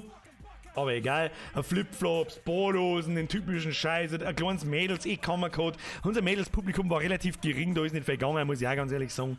Dann Kleptomaniacs, Klepto war ziemlich geil eigentlich, da hat es so Toast-T-Shirts gegeben und so, das war ganz cool. Caps haben wir verkauft, ich bin absoluter Cap-Fetischist gewesen, mittlerweile nimmer. Und Pfund-Weiß-Schuhe. Schuhe, ich hab selber auch so unfassbar viele Schuhe. Ich weiß wieder mit, dann hab ich immer bloß ein paar, aber das ist egal. Kinderschuhe und was weiß ich, die typischen Marken halt, wie Vans und was haben wir noch? Es gehabt DC, Ease, wie man da sagt, die haben da gerade wieder neu gekommen, die haben zwischenzeitlich einmal pleite gegangen, europaweit. Ethnies war ziemlich geil. Alles, was das Herz begehrt, Kinder. Alles, was das Herz begehrt. Natürlich haben wir auch ein paar Skateboards und so weiter gehabt, Rucksack und Skate-Equipment. Aber Skateboards und so weiter haben nie wirklich gegangen. Nie wirklich, ja, weil kein Mensch bei uns Skateboard fährt und Snowboarden tut auch kein Mensch mehr. Das ist immer weniger geworden. Das ist also ist ein bisschen der Hit-Todelt. Ne? So viel zu meinem Ladengeschäft. Ja, wie hat das ausgeschaut? Da kann man, glaube ich, draußen auch schauen. Da ein bisschen rumschauen, kann man da draußen reinschauen. Ja, das war draußen. Das war bei uns in Landau in der Hackervilla. Mitten da, alles ist schön, Stehkaffee, bla bla bla. Und da Schädel, Logo, alles selber gemacht. Also so Pflastersteine rundherum gagelt und so hat das dann von draußen ausgeschaut quasi. Dann haben wir den Laden gehabt von bis 12. September 2012 bis Februar 2018. Wann haben wir zugesperrt? Ich glaube letztes Jahr im Februar, glaube ich. Bin mir nicht 100%, aber ich glaube letztes Jahr im Februar. Also 7 Jahre. Will ich gar nicht die Mieten wissen. Nein, magst du nicht. Der Chris schreibt, will ich gar nicht, nein, willst du nicht. Das war, man muss auch dazu sagen, das Gebäude da, das war nagelneu. Also das ist gebaut worden, war fertig, am nächsten Tag waren wir wieder drin. Innerhalb von 3 Tagen. Und das ist meine super berühmte Skateboardbank. Da habe ich eine Bank aus alten Skateboards gebaut. Lauter Blödsinn halt, ja, da waren wir noch innovativ, hat sich richtig was ausdenkt, aber braucht hat's nichts. So, hätten wir über das auch geredet. Ja. Also, MFA, da lernst du halt alles ein bisschen. Ich habe keine Ahnung vom Einzelhandel gehabt, ja. Keine Ahnung, aber einfach mal machen, passt schon. Ich werde schon hinhauen. Schaut ja eigentlich ganz schön aus, das Geschäft. Herzlichen Dank. Ich bin sehr oft für den Ladenbau drin gelobt worden, für die Holzwände und so weiter. Das hat so ein bisschen den... Oh, was ich am meisten gelobt worden bin, bei sowas, da gehen wir jetzt mal rein, Moment, ist die Theke. Die Theke war geil. Die Theke war so ein bisschen gebaut aus Paletten und mit Glaskasten und da aufgeklebt, Platz und so. Ja, war geil. Weißt Bescheid? Der Bürger, machst du weiter, bist du gute Haut, kann man mit dir kooperieren, wir hätten einen Job in die... Oh, jetzt fängt die so. Warte mal. Mach ich auch gleich mal eine Ansage dazu. Da habe ich nämlich die Woche eine Anfrage gekriegt. So, was hast du jetzt da geschrieben? Da darf man gerne mit dir kooperieren, wenn du grundsätzlich nichts dagegen hast, dann melde ich mich später nochmal. Du kannst dich gerne bei mir melden, am besten per Facebook-Nachricht, das ist mal das Erste. In der Regel, sage ich aber gleich schon vorweg, ich krieg so viele Sponsoring-Anfragen und was weiß ich, die ich allesamt ablehne, weil ich nach wie vor in meiner Philosophie, ich mache das hier nicht wegen Geld. Und auch nicht, weil ich Caritas bin, das ist einmal nur das nächste. Sondern weil ich Bock drauf habe. Die einzige Kooperation, die ich bis jetzt in 2,5 Jahren eingegangen bin, sage ich auch ganz offen und ehrlich, ist die mit dem Chris, mit dem Zeichner vom Trachtmann. Ganz einfach, weil ich das cool finde, was er macht. Fertig. Von selber. Ja, nicht, weil ich irgendwas kriege dafür. Es ist selbstverständlich beim Chris und bei mir eine sehr freundschaftliche Kooperation und ein Geben und Nehmen. Ich übersetze für einen Trachtmann-Comic, wer einen Trachtmann übrigens nicht kennt, trachtmann.de eingeben. Das ist ein bayerischer Superheld, der Superkräfte kriegt, wenn er Halbin sauft. Muss ich noch irgendwas sagen dazu? Und ich mache davor die bayerischen Übersetzungen. Wenn es immer nicht. Dafür zeichnet er mir zum Beispiel da einen Katzbrocken. Ja? Tipptopp. Das war's schon. Patz, schau dir mal Erlebnisgastronomie vom Grünwald an. Morgen, wenn der Stream geht, schauen wir jetzt keine Videos mehr an. Das der jetzt nicht mehr. Ruhe ist. Aber du darfst mir gern schreiben, um was das geht. Wenn das eine Sache ist, die ich von vorn bis hinten brutal cool finde, dann ja. Aber verspreche du ihnen nichts. Ich habe zum Beispiel in dieser Woche eine E-Mail gekriegt, ich glaube am Montag oder am Samstag, ich weiß nicht, vor 3-4 Tagen, eine Anfrage. Andere große Streamer haben zum Beispiel G-Fuel und so weiter. Sponsored bei G-Fuel, diese Flüssignahrung-Scheiße. Da hat mich auch einer angeschrieben. Das erste Mal, da hätte es wahrscheinlich, ich mag gar nicht, egal wie viel das gibt. Da sage ich nein, ich will nicht. Was ist deine Lieblingspizza? Pizza Salami mit extra Käse und Sardellen. Das ist die Gang!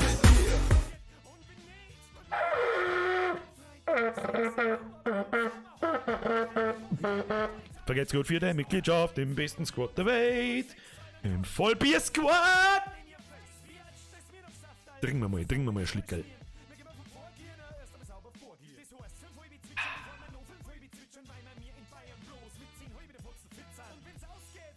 So, der Schneckenburger hat es auch geschafft, dass er auf Lebenszeit rausgebannt wird. So, mein Kanal ist nicht dafür da, dass ich Werbung für andere mache. Okay? Außer ich finde diese Sache so gut, dass ich von selber sage, geil, machen wir. So.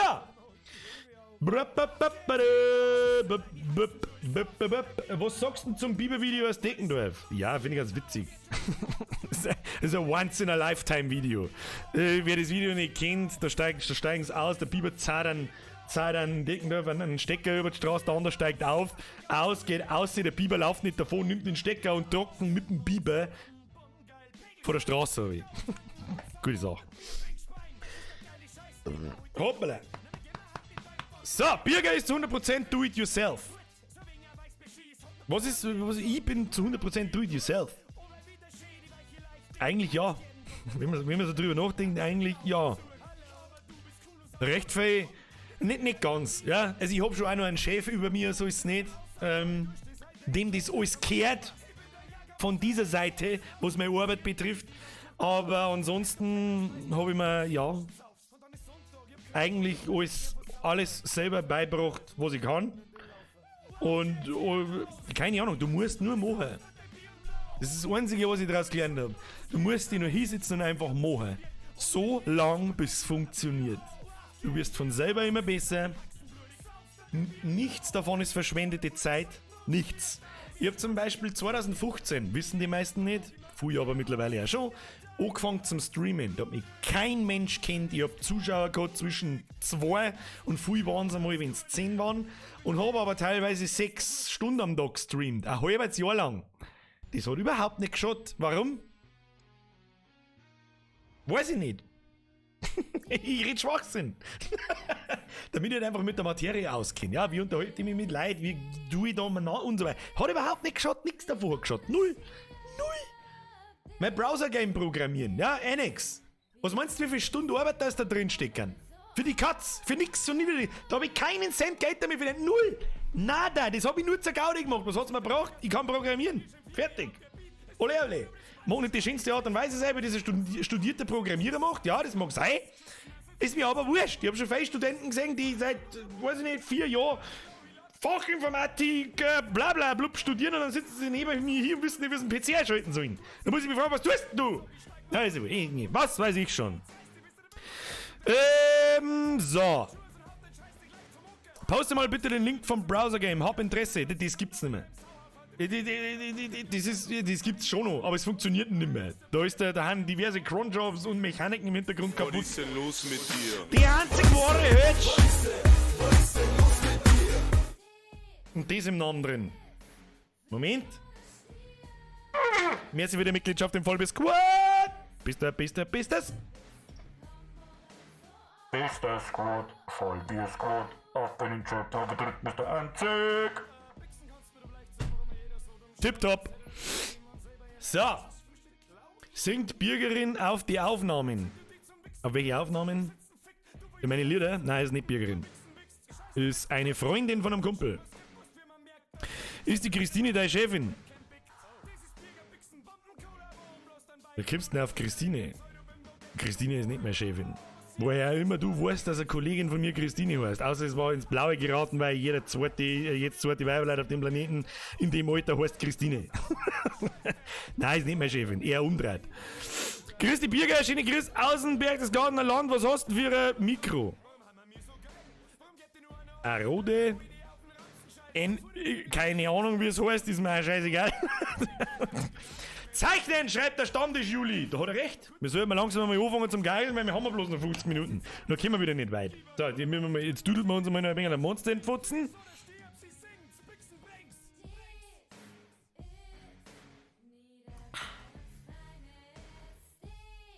Was voll für ein Auto? Ein abgefuckten Fiat. Autos interessieren mich nicht. Hauptsache es bringt mich von A nach B. Und in der kleinen Stadt brauchen wir nicht mehr. So, jetzt Moment einmal. Der wir mal den Dings weg, steckt man mal den anderen wieder. Oh, Moment! So, Kinder, jetzt wird gegagelt. Ich hoffe, dass das Mikrofon, da wo es ist, mich einigermaßen aufnimmt. Aber normal schon. Ich meine, dafür habe ich es auch gekauft. Never! Jetzt folgendes. Ich hoffe, dass es nicht noch mehr gleich mal ziehen gebe. Vergesst gerade einer, ein Vollfleisch-Squad-Logo muss eine unbedingt. Ja, den gibt's ja noch nicht so wirklich. Der Vollfleisch-Squad, der kommt, wenn die Grillstaffel fertig ist. Das dauert noch ein wenig. Ich finde so im Mitte November ist die Grillstaffel irgendwie zeitlich fehl am Platz. Sonst war nämlich das nächste schon lang da. So, jetzt passt's Obacht. Und zum Erklären nochmal, was das wird. Das wird unser Zusammenfassungsmerch. Das gibt's später als Poster und als Ding. Ich glaube, dass sich kein Mensch was drunter vorstellen kann. Solange ich das noch nicht fertig gemacht habe, scheiße, wo habe ich jetzt meinen Stift hier. Da ist der Stift. Hashtag Stift. Oh, das ist Vogel umdreht. So, das ist übrigens Hashtag Vogel.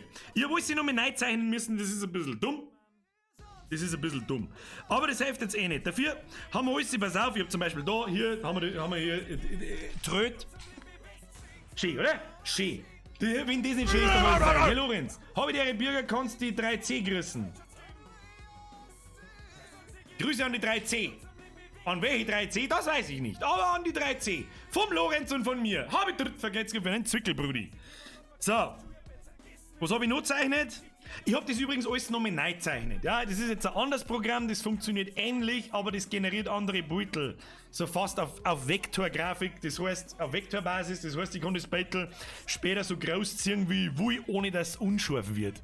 Das habe ich bei dem anderen Programm leider Gottes leicht übersehen. So, jetzt muss ich da schnell einladen. Ja, das ist gut. Alles gut. So, Hashtag Gackerl. Schauen wir da nochmal durch. Da, ja, da haben wir Tabletten. Schaut gut aus. Dann habe ich das Feuerzeug nochmal nachgezeichnet. Es schaut so gut wie genau gleich aus. Ich habe mich bemüht, dass das genauso gichtlert ausschaut, wie wir es im Stream zeichnet haben. Dann haben wir da Tabletten. Dann haben wir da die Kamera. So, was haben wir Neues?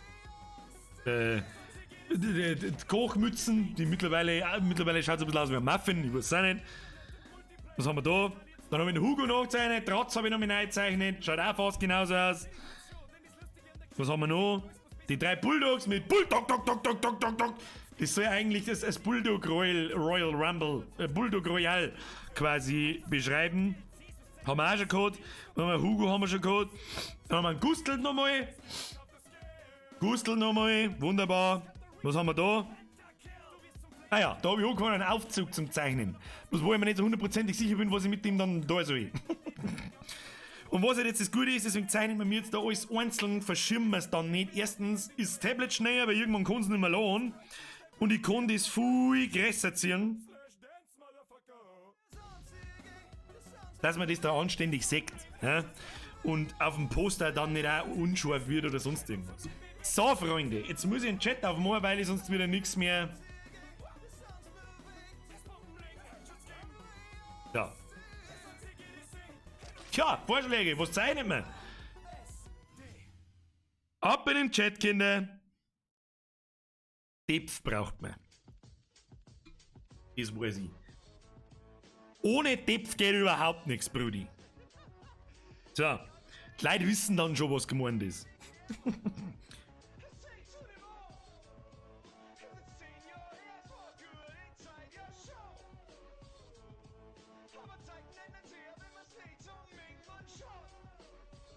Wir malen da jetzt natürlich keine Titten. Ist aber auch klar, oder? Ist aber auch klar.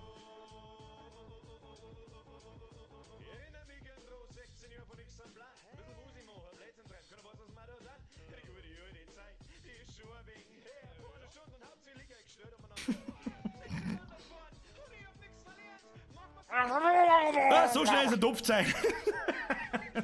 Wenn wir jetzt ganz genau, wann müssen jetzt noch eine Ebene, was müssen jetzt noch eine Ebene sein?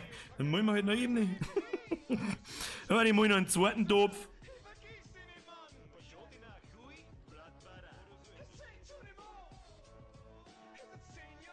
So. Gichteltopf. Schöner Topf, Gichteltopf. Dann machen wir es ein bisschen genauer. Chris darf mir wahrscheinlich schon wieder hauen.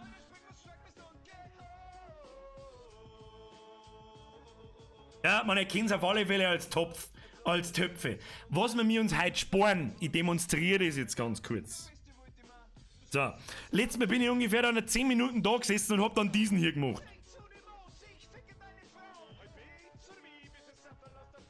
La la la la la.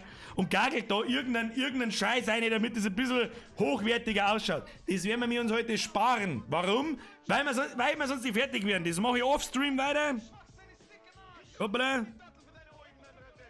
So. Jetzt ziehen wir das bloß noch groß, damit das ein bisschen besser ausschaut da. Wunderbar. Und den Rest, Brudi, den mache ich offstream fertig.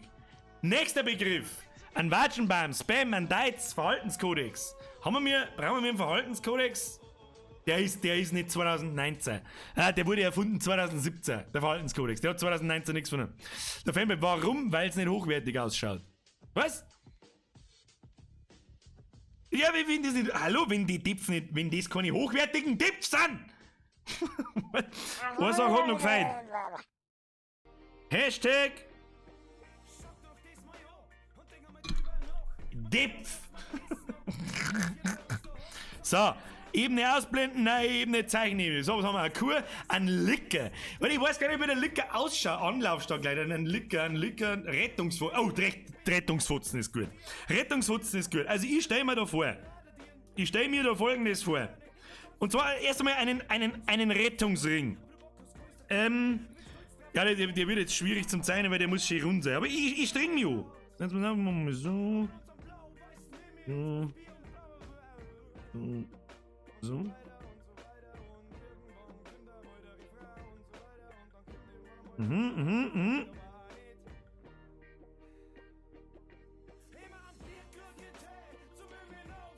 So, schöner Rettungsring.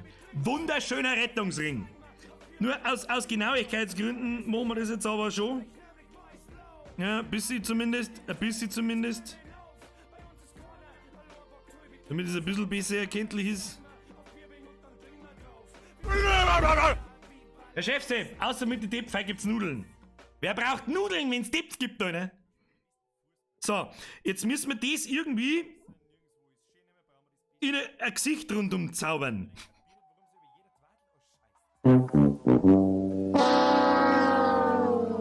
Irgendjemand schmeißt mit Geld. Das war schon wieder der Roberts Dampfer-Dings. Hast du das öfter, dass einer von den Depf größer ist wie der andere? Warte mal. Da fällt mir direkt was ein. So ein dritter Topf war nicht schlecht. Echt abgefahren. 3 Titten, echt abgefahren. Aus welchem Film ist das? Wer weiß das? Hab ich mir erst angeschaut. So, jetzt müssen wir da irgendwie Gichtfotzen rundum bauen.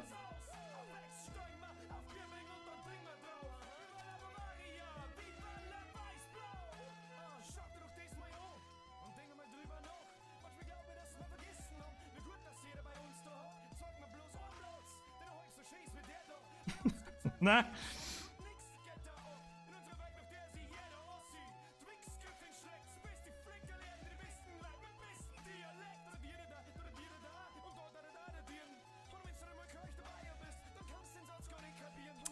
Weil manchmal bleibt der Stift so komisch hängen, dass mir das gar nicht gefällt. Wie hat denn die Tussi gleich wieder ausgeschaut? Ich weiß nicht mehr.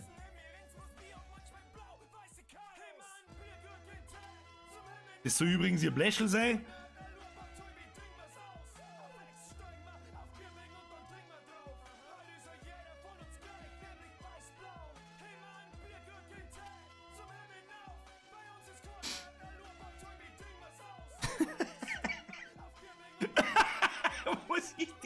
Was ist das, Alter? Jetzt warte mal, jetzt machen wir erst mit. Ah, scheiße.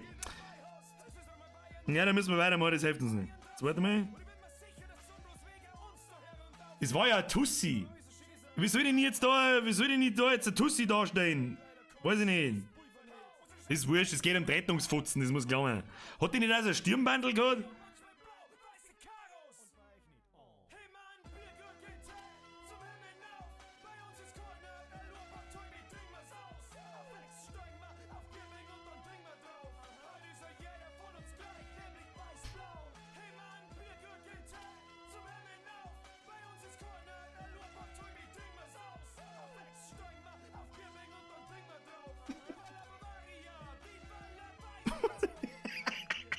Was soll ich fragt's mich nicht, was das sei, wieder. Ich hab keine Ahnung.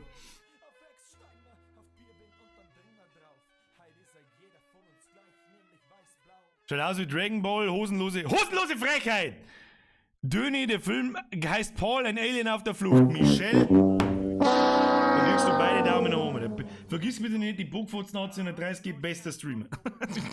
Ich streng mich an. Da haben wir da noch ein bisschen so. So. Dann war's das aber auch schon mit der Rettungsfutzen. Ein bisschen detaillierter machen mit Rundrumgaglereien. Das kommt separat. So, jetzt pass auf, jetzt machen wir so. Hashtag Rettungs. Hoppala.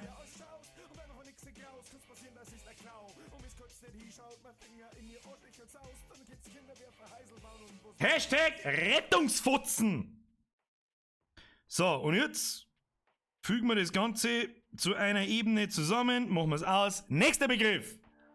Anlaufstark Gleitgel. Oh, da müssen wir, ja, da müssen wir ja quasi Dings zeichnen. Da müssen wir mir ja. Bulldog haben wir schon. Ein Baby-Pinguin. Ja, aber ich kann keinen Pinguin. Kann ich einen Pinguin? Aber warum eigentlich ein Baby-Pinguin? Von wann ist denn der Baby-Pinguin? Wir haben auf den überhaupt gekommen.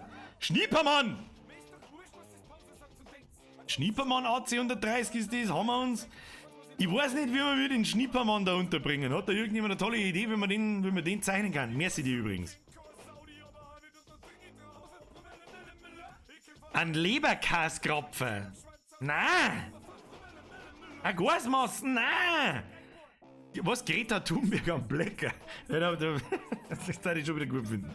Aber ich mag die mag ich nicht sein. Oh, die Morgenlatten war auch wichtig, ja. Da weiß ich was. Jetzt pass auf. Morgenlatte. Wie wir mit der Hashtag Morgenlatte. Die ist wichtig. Jetzt pass auf. Da machen wir jetzt erstmal eine Kloschüssel. Um das nochmal, wie soll ich sagen, zu veranschaulichen, wie man mit der Morgenlatte gefälligst in der Früh zum Pissen geht. So, Schüssel.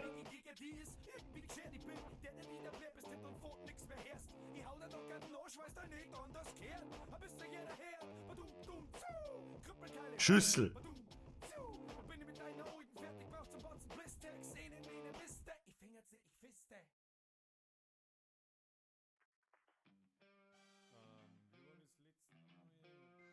Degel.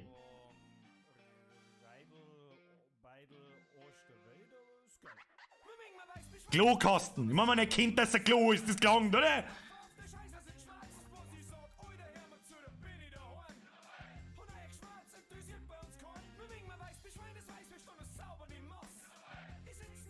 Irgendein Rell, das irgendwo hingeht. Henkel zum Draufdrucken. Alles uninteressant. So, aber jetzt kommt's. Du musst...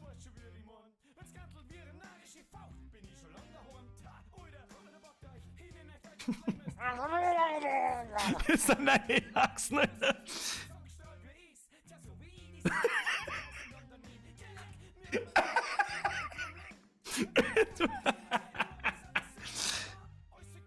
Zu Wasserfight noch? Was kommt von da? Ja.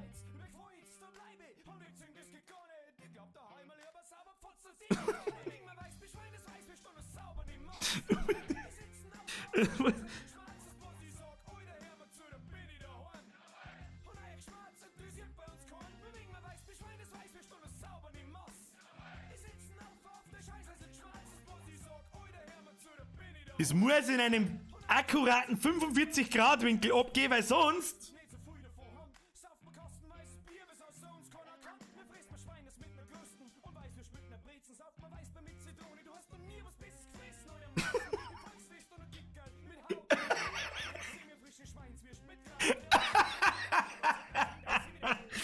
Ja.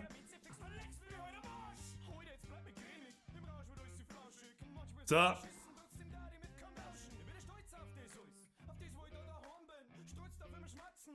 Hoppala.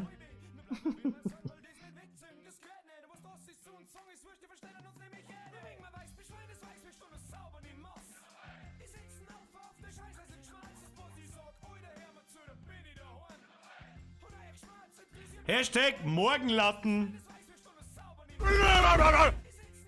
Wenn man bedenkt, dass es immer woanders morgens ist und dass dadurch in 24 Stunden eine Morgenlatten-Laola-Welle einmal um den Globus geht. Da hat er recht, der Dude.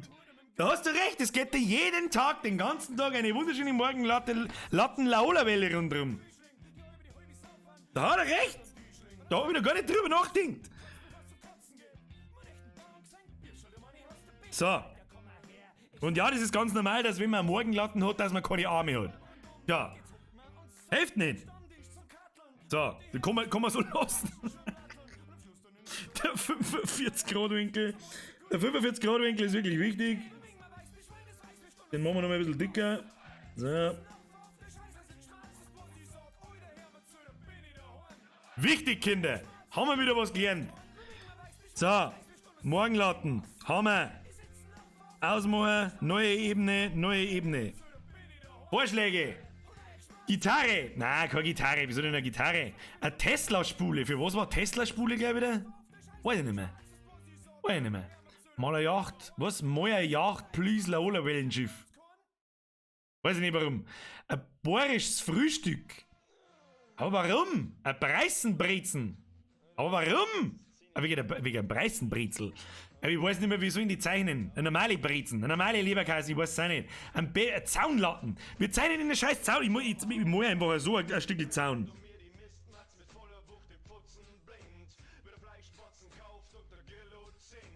Ja, ein bisschen ein Zaun.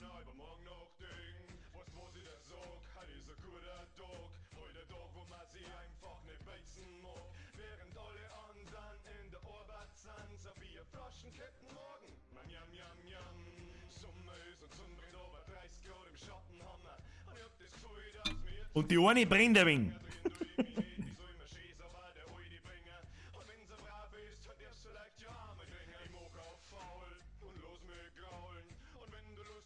Ja, gerade Linien gehen anders. Aber für gerade Linien ist der Christa ich nicht.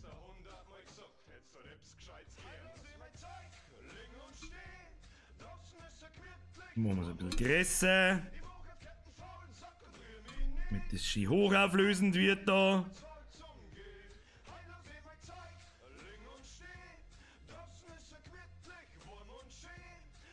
Wundervolle Zaunlatten, Brudi.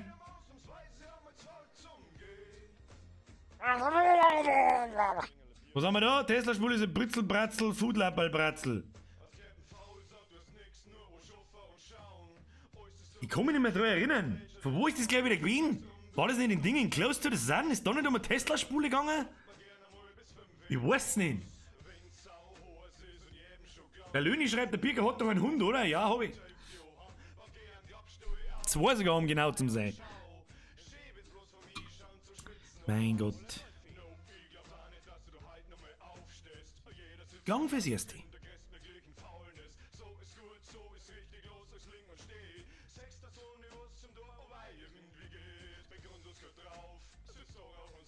So, Klang fürs Erste. Klang fürs Erste, brennen die Zaunlatten. Wunderschön. Der Mauerhauer, Rest in Peace Finger. Da habe ich auch schon überlegt, wie ich den zeichnen. Kaffeemaschine mit Aufzug. Zeichne Weißbier. Blutgrätschen. Hiniger Finger für den Searchen und dein Finger. Ein Bergdoktor, ein Bergdoktor. Eigentlich müssen wir fast so ein Doktorgesicht irgendwie zeichnen. Gell? Oder... Da weiß ich nicht. Was ist ein Kugelfisch? Wie kommst du auf einen Kugelfisch, Alter? Der Babypinguin. Babypinguin. Kann ich einen Babypinguin? Pass auf. Kann ich einen Babypinguin? Wahrscheinlich nicht.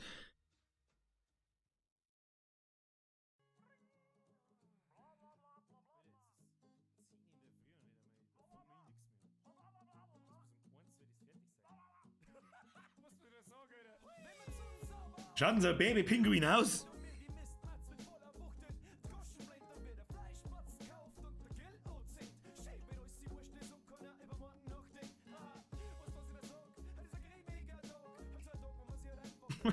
Da muss ich mir jetzt schnell ein Beutel von einem Pinguin suchen. Warte mal. Pinguin. Ah ja, passt schon.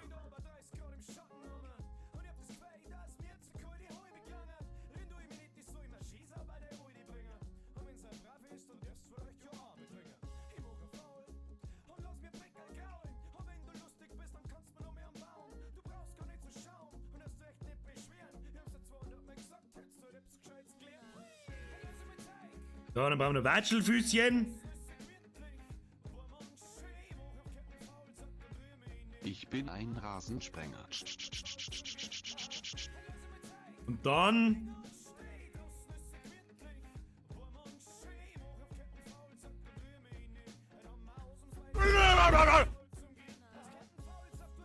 Babypinguin. Hashtag. Ich lese gleich, was läuft da für eine Musik im Hintergrund? Babypanda. Meine Musik. Andere kann ich nicht spielen, sonst wird gestrikt.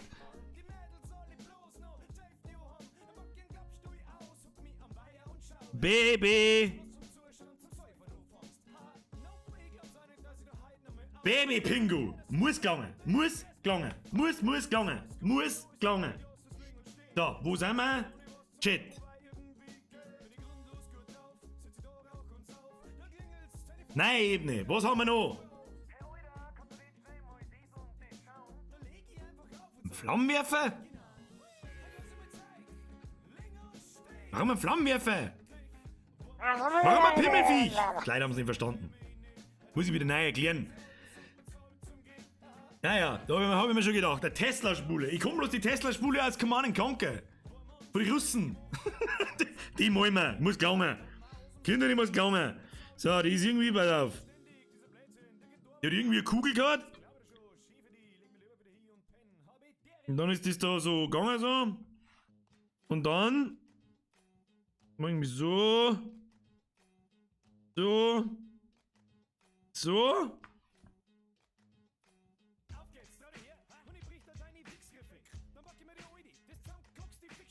Und dann...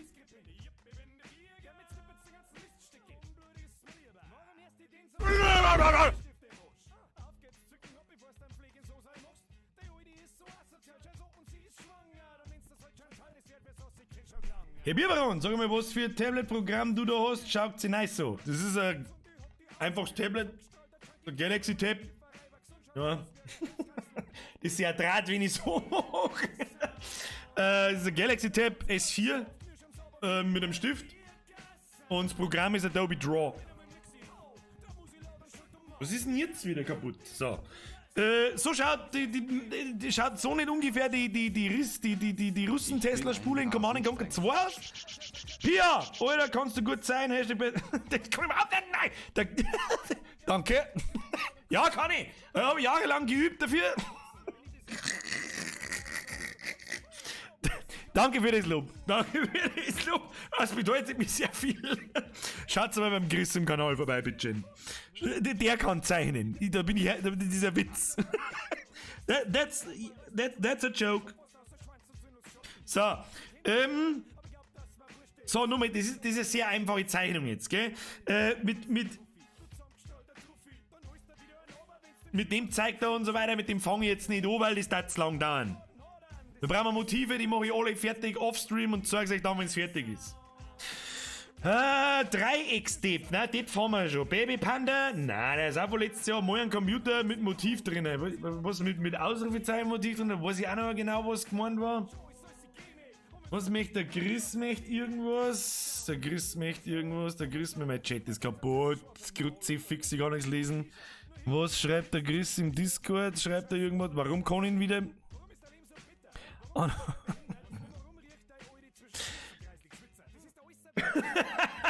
Muss ich das abzeichnen? Sage ich das richtig? Das kann ich nicht! Was soll denn das? Ich kann nicht so viel Grün zeichnen, Alter! Wir brauchen Anlauf statt Gleitgel. Sollen wir das... Merci, Chris. Was? Was? Scheiße, jetzt hab ich wieder nicht aufgepasst! Mal als AG-Shampoo. Was war denn das gleich wieder? Leute, ihr wisst noch Sachen, von denen ich keine Ahnung mehr habe, Alter! Anlauf statt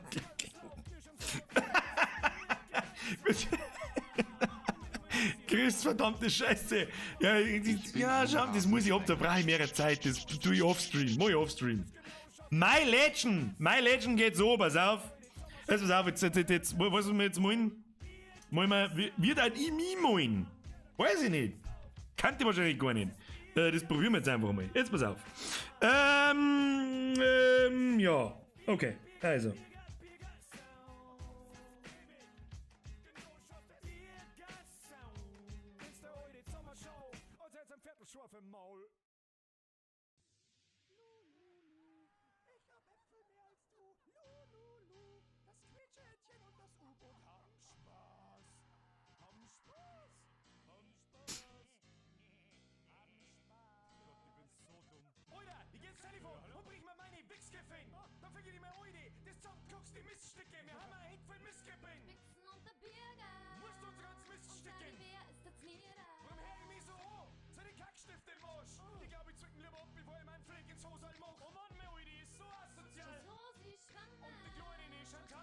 Schau doch nicht aus an mir, ich weiß nicht, was ich da tue. Das ist ein Turm, das ist ein Spur. Geniestreich, Mr. Yannick. So, weg mit meinem Scheiß. Ebene löschen. Brauchen wir nicht. Weg mit dem Schund. Zeichenebene. Das ist ein Turm, Alter, Geniestreich. So, erstmal ein Turm. Wir haben Schachfiguren.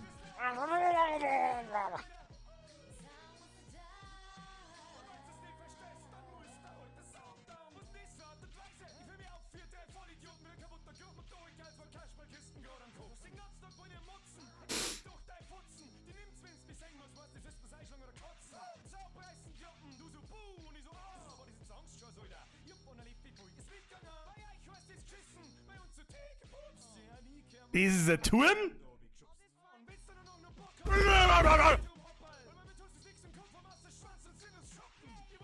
Das ist ein Turm? Was war man da?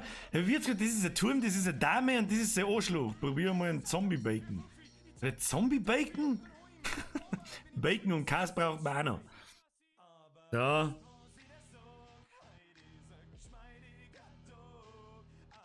Das ist ein Turm? Dann haben wir noch eine Dame gehabt, glaube ich. Scheiße, wir schauen. Ich habe eine Zeit tatsächlich Schach gespielt und ich weiß nicht mehr, wie eine Dame ausschaut. Aber ich probier's.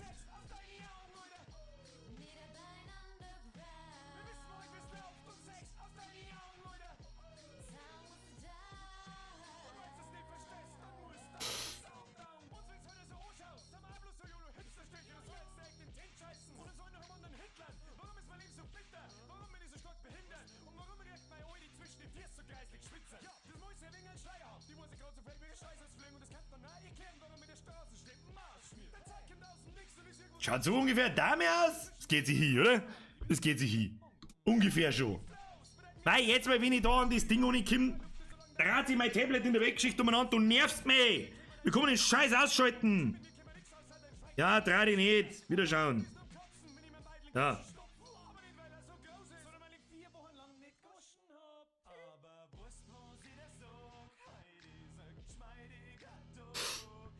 So. Dann haben wir das da. Das ist ein Turm. Das ist eine Dame.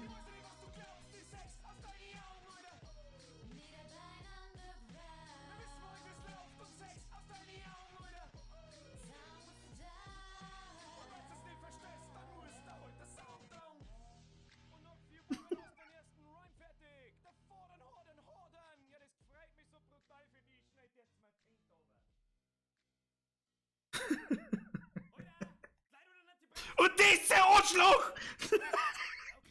Perfekt, Leute. Weiter geht's. Mehr. Ich brauch mehr. Es war keine Dame, sondern ein Springer. Ja, jetzt ist es auch schon wurscht. Bürger, das war ein Springer, keine Dame. Dann malen wir halt noch einen Springer dazu. Dann malen wir halt noch einen Springer dazu.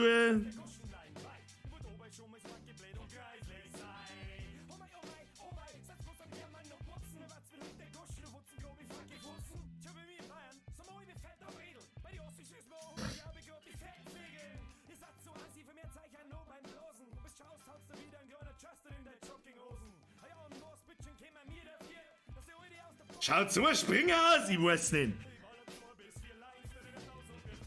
Brauch ich auch schnell ein Beitel. Brauch ich schnell ein Beitel. Brauch ich schnell ein Beitel.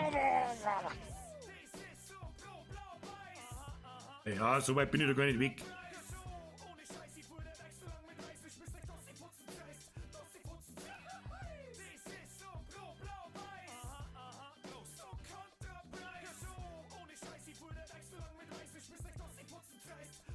So weit bin ich da gar nicht weg, Kinder.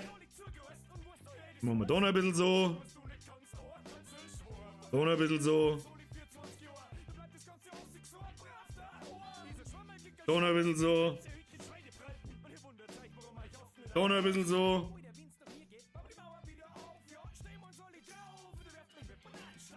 Wunderschön!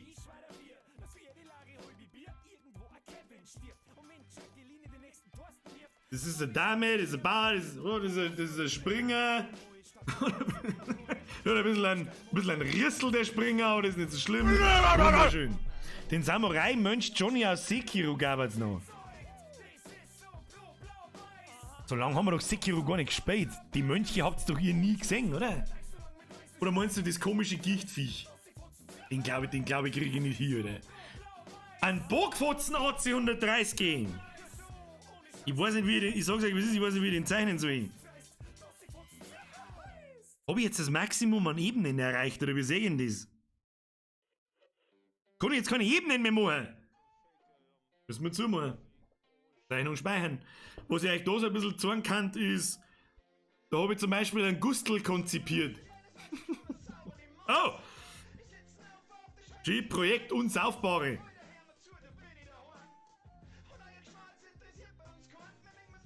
Super Sache, oder? Bisschen Schlauch, Ventil, Kabelbinder. Weg damit! Was? Das AG-Shampoo ist von Visage. Weiß ich nicht mehr. Wenn es der Leon zu fix vergessen kann, aber das kann ich mich nicht mehr erinnern. Weiß ich nicht mehr. Was? Keine Knierscheiben, keine Kekse von Dead Space? What? Mal ein Fons. Wer ist denn der Fons? Das ist der Katz, oder? Ich muss jetzt zuerst einmal ein neues Dokument machen. A4, A3 Hochformat, A3 Hochformat. A2 Hochformat. Passt, da können wir mich einigen. Verteilerkappen, was möchtest du mit den Verteilerkappen, Alter? Was für scheiß Verteilerkappen? Eine Eieruhr, was war mit der Eieruhr gleich wieder? Aber ich weiß schon, was du meinst. Aber wir zeigen immer eine Eieruhr wieder. Wie zeichnen wir diese Eieruhr? Wie hat denn die Eieruhr ausgeschaut? Jetzt pass auf.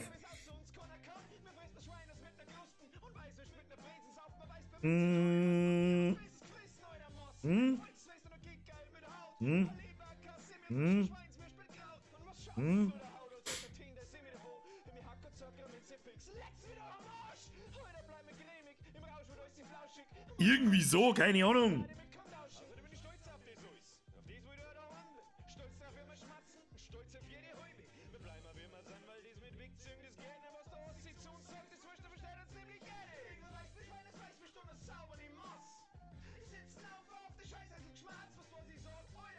Wunderschön.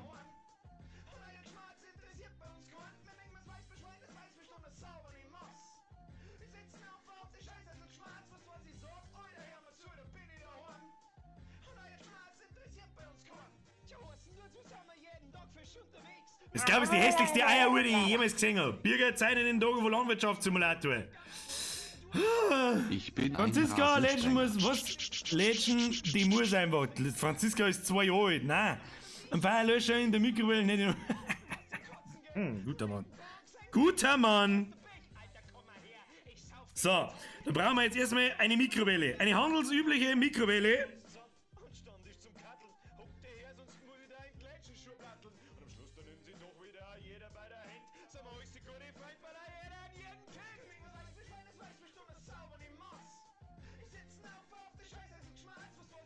Ja, die braucht natürlich ein Fenster. Ja. Da was Fensterle.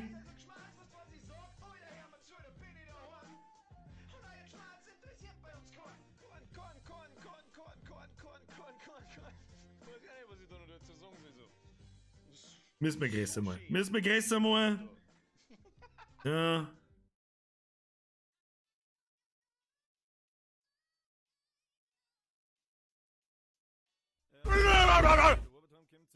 Du schmeißt schon wieder mit Geld. Talar du Svenska. Ja. Aber nur in der Früh zwischen 10 und 11.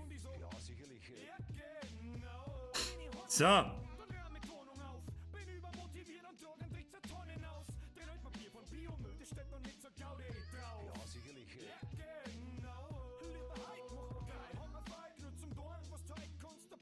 So, die Teilscheiße, die macht man ja anders mal.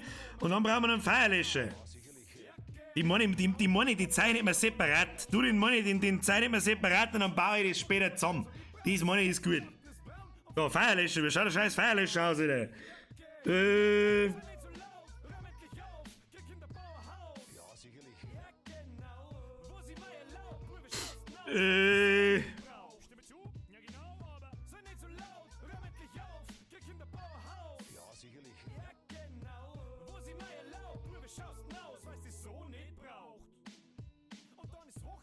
Gute Sache, gute Sache.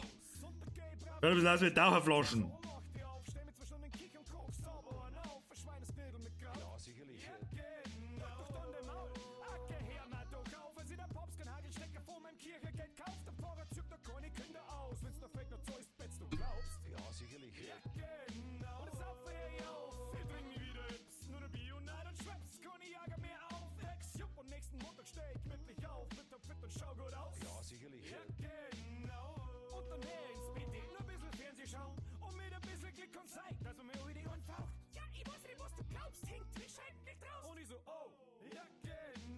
Wegen ein Henkel.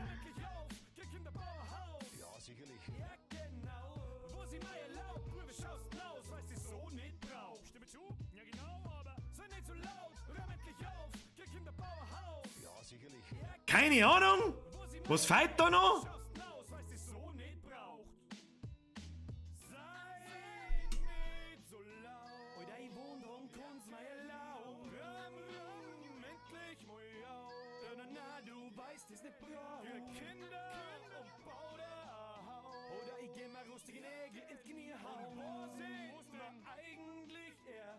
Muss klar mal der Feuerwehrlöscher.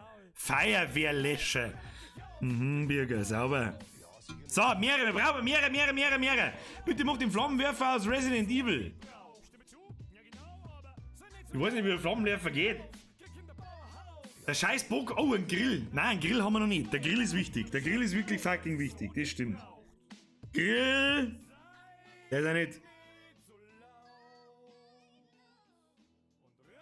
Der ist ja nicht sonderlich schwer.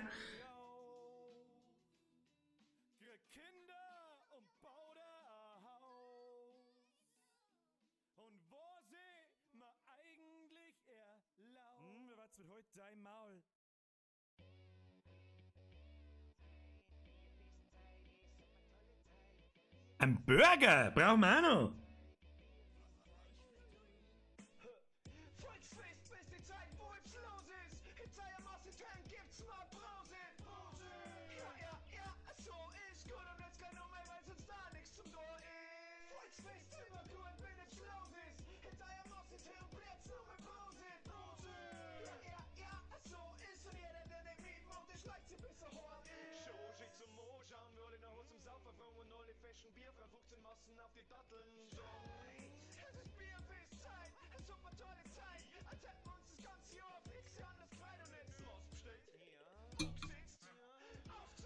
Da brauchen wir noch einen schnellen Burger. Einen schnellen Burger. Puh, wie fahren wir da an?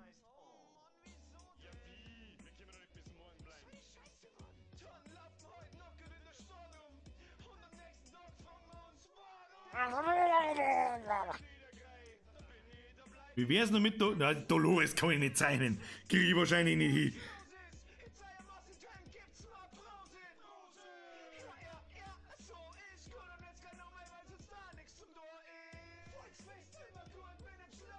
Brauchen wir ein bisschen einen Zlauf an Kas?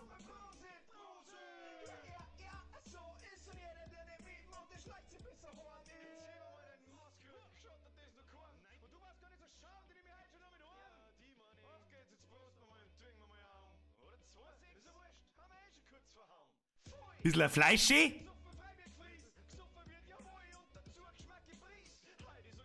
Und Bacon.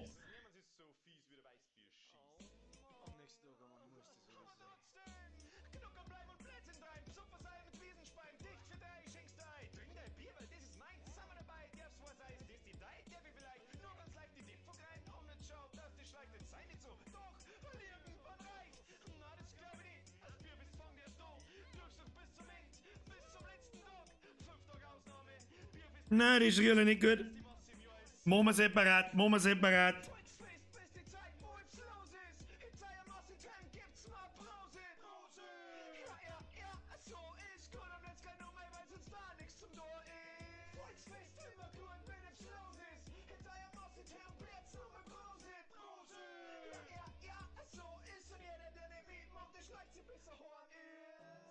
Den Boden möchte ich zeichnen, kein scheiß neue Ebene.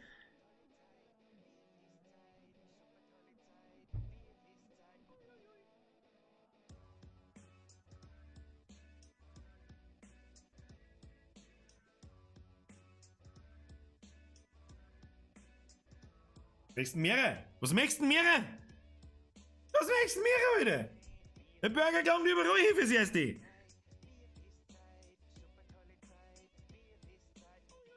Zuckersüß. Burger und Grill. Ein Fußball.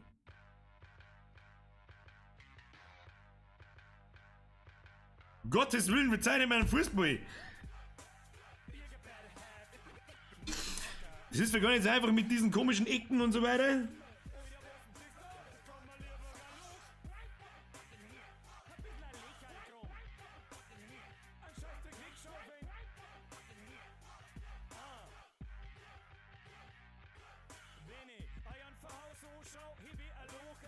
Das ist ja ein Ei.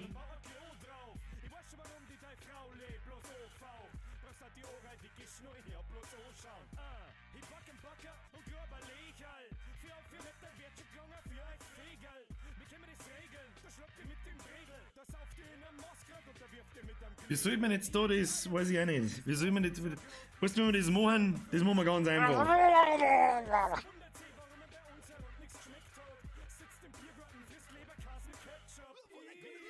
Hey Luca, danke dir.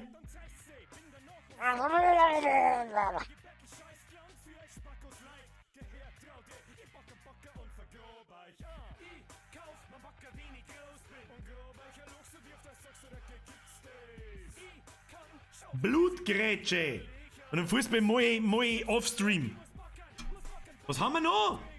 Was haben wir noch? Anlaufstark Gleitgel. Da zeichne ich noch Gliesel. Mach ich auch offstream, weil Flaschen haben wir schon. Panzertape und Dogo. Panzertape? Wir brauchen noch was aus Blair Witch, so ein Steckerlzeichen. Das ist doch einmal eine Ansage. Wer war jetzt das? Steffi. Wunderschön. Oder ein Bullet. Ja, einen Dogo kann ich wahrscheinlich nicht zeichnen. Aber, Moment. Das Blair Witch Zeichen, das kriege ich gerade noch hin. Jetzt pass auf.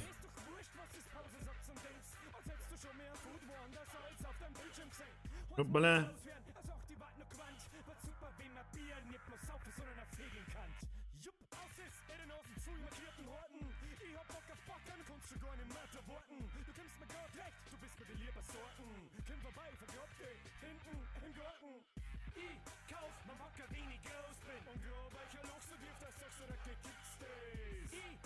Das war's, oder?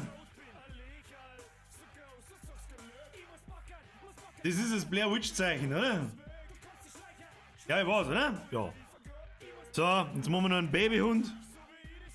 Babyhund. Jetzt pass auf. Da müssen wir jetzt einfach das Emoji ab, dann fällt nichts. Ich bin ein Rasensprenger.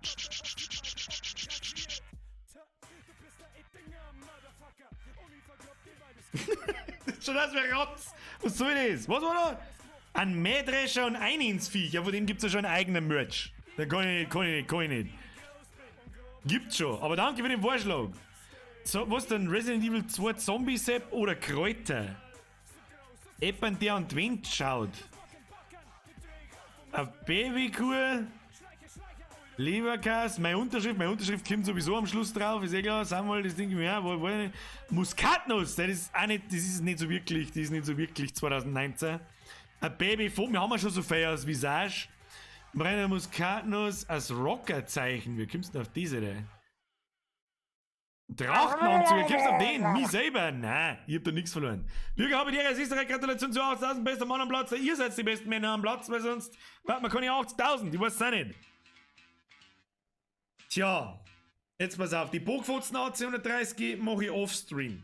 Da brauche ich ein wenig, die ist schwierig. Trachtmann, ich glaube jetzt nicht, dass der Trachtmann da was drauf zum Suchen hat, bringt mir der Chris eher um. wenn ich jetzt da einen Trachtmann drauf zeichne und dann als mein Merch verkaufe. Ja, genau. Den Namen vom Oktoberfest-Gender, nein, der ist auch von letztes Jahr. Mit Resident Evil 2 hat es angefangen, da brauchen wir was. Ich versuche den Licker zum Zeichnen, probieren wir nur einen schnellen Licker zum Zeichnen, hä? Pass auf. Die komische Ratstherme weg mit Blair Witch müssten wir uns dabei so zufrieden geben mit dem Zeichen. Das glaube ich, man sagt eben mehr wie 1000 Worte, da können wir ja überall ein paar aneinander hängen. Jetzt pass auf. Ja, da zeichne ich ein paar mehrere und die verteile ich dann übers ganze Beutel.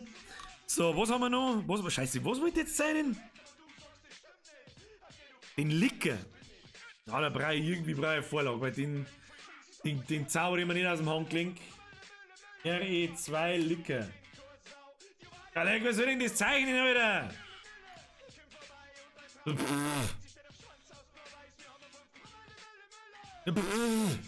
Wer soll das zeichnen, Brudi? Na gut. Okay.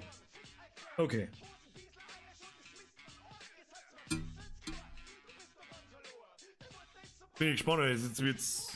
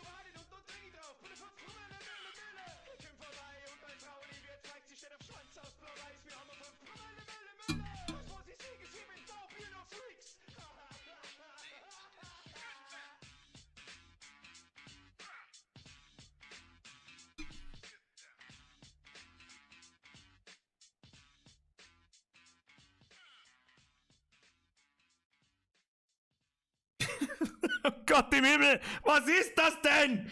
Was soll denn das werden?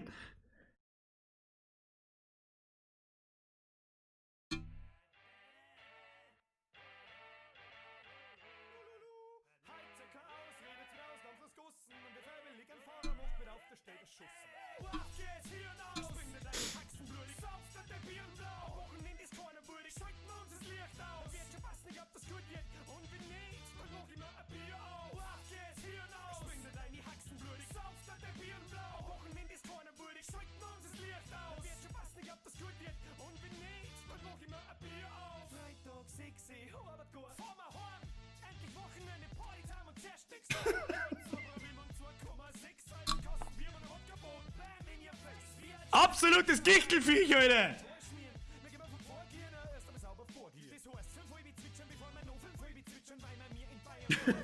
You spin my head right round, right round. Am Preisgaben musst du zu einem Pumpkin vom Visage, die Steinschneider, also Plague Tale, keine Kniescheiben, keine Kekse. Shampoos, Horn haben wir schon. Geisler, Apache. Teddy, wie kommst du auf den Teddy? Was für ein Teddy? Saufmaschine ist von Little... Was Panzertape gleich wieder?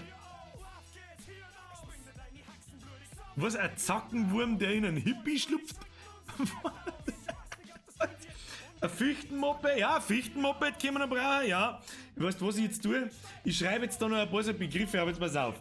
Der Bogfotzen AC 130. Ein Kettensog.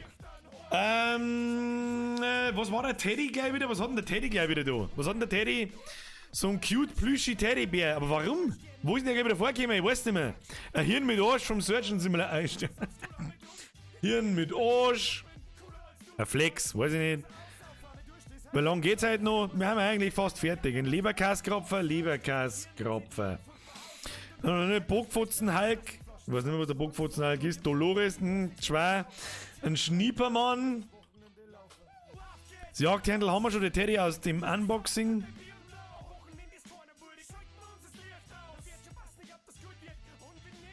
Was war das, glaube ich, für Teddy aus dem Unboxing? Bin ich total blöd, oder was? Ein Maßkrug, ein Hugo, ich würde sagen Preisenbrezen, wo sie Flaschenbier ins Glas eingeschenkt haben, ein Zipfischwinger, hosenlose Frechheit, der Stil, Maiban, Klopapier, ja, jetzt kommen wir wegen in den Schmarrn rein, weil die Hälfte nicht mehr weiß, um was es geht. Link von The Legend of Zelda in Bayerisch. Hä? Haben wir schon.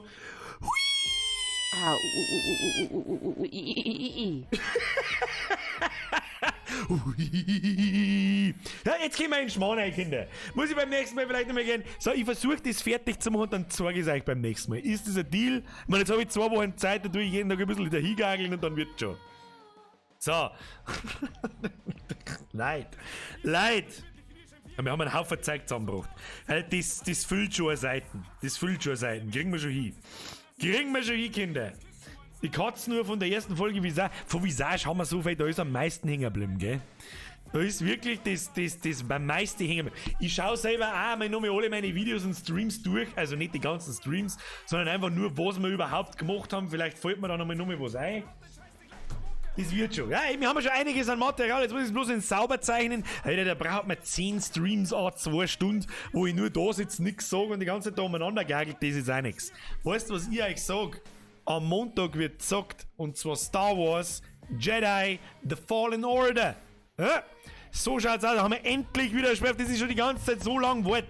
Und was mir auch ein bisschen stinkt, ist, dass ich Red Dead Redemption 2 nicht im Stream geplant habe. Das Spiel ist so gut. Das ist so gut. Aber es ist ziemlich viel Story und ziemlich viel Gelaber und was weiß ich. Schwierig, schon, aber ich spiele privat durch. Wir sehen uns am Montag um 20 Uhr mit endlich einem neuen Spiel, mit keinem Horrorspiel. Das kommt dann danach wieder.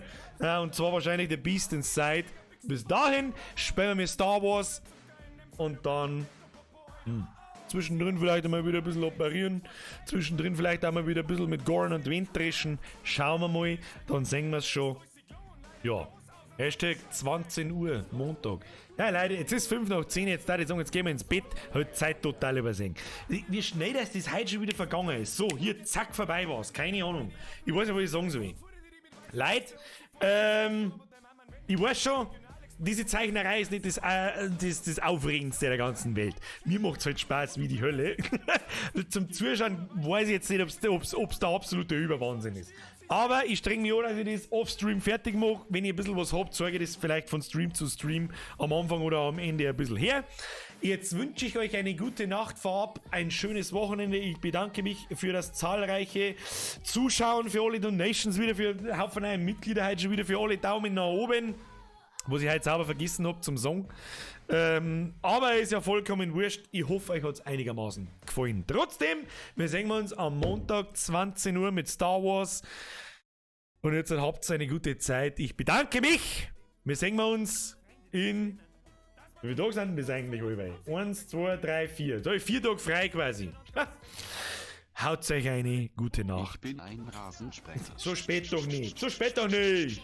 M und K, vergesst über den einen gesehen. Schlaft's gut.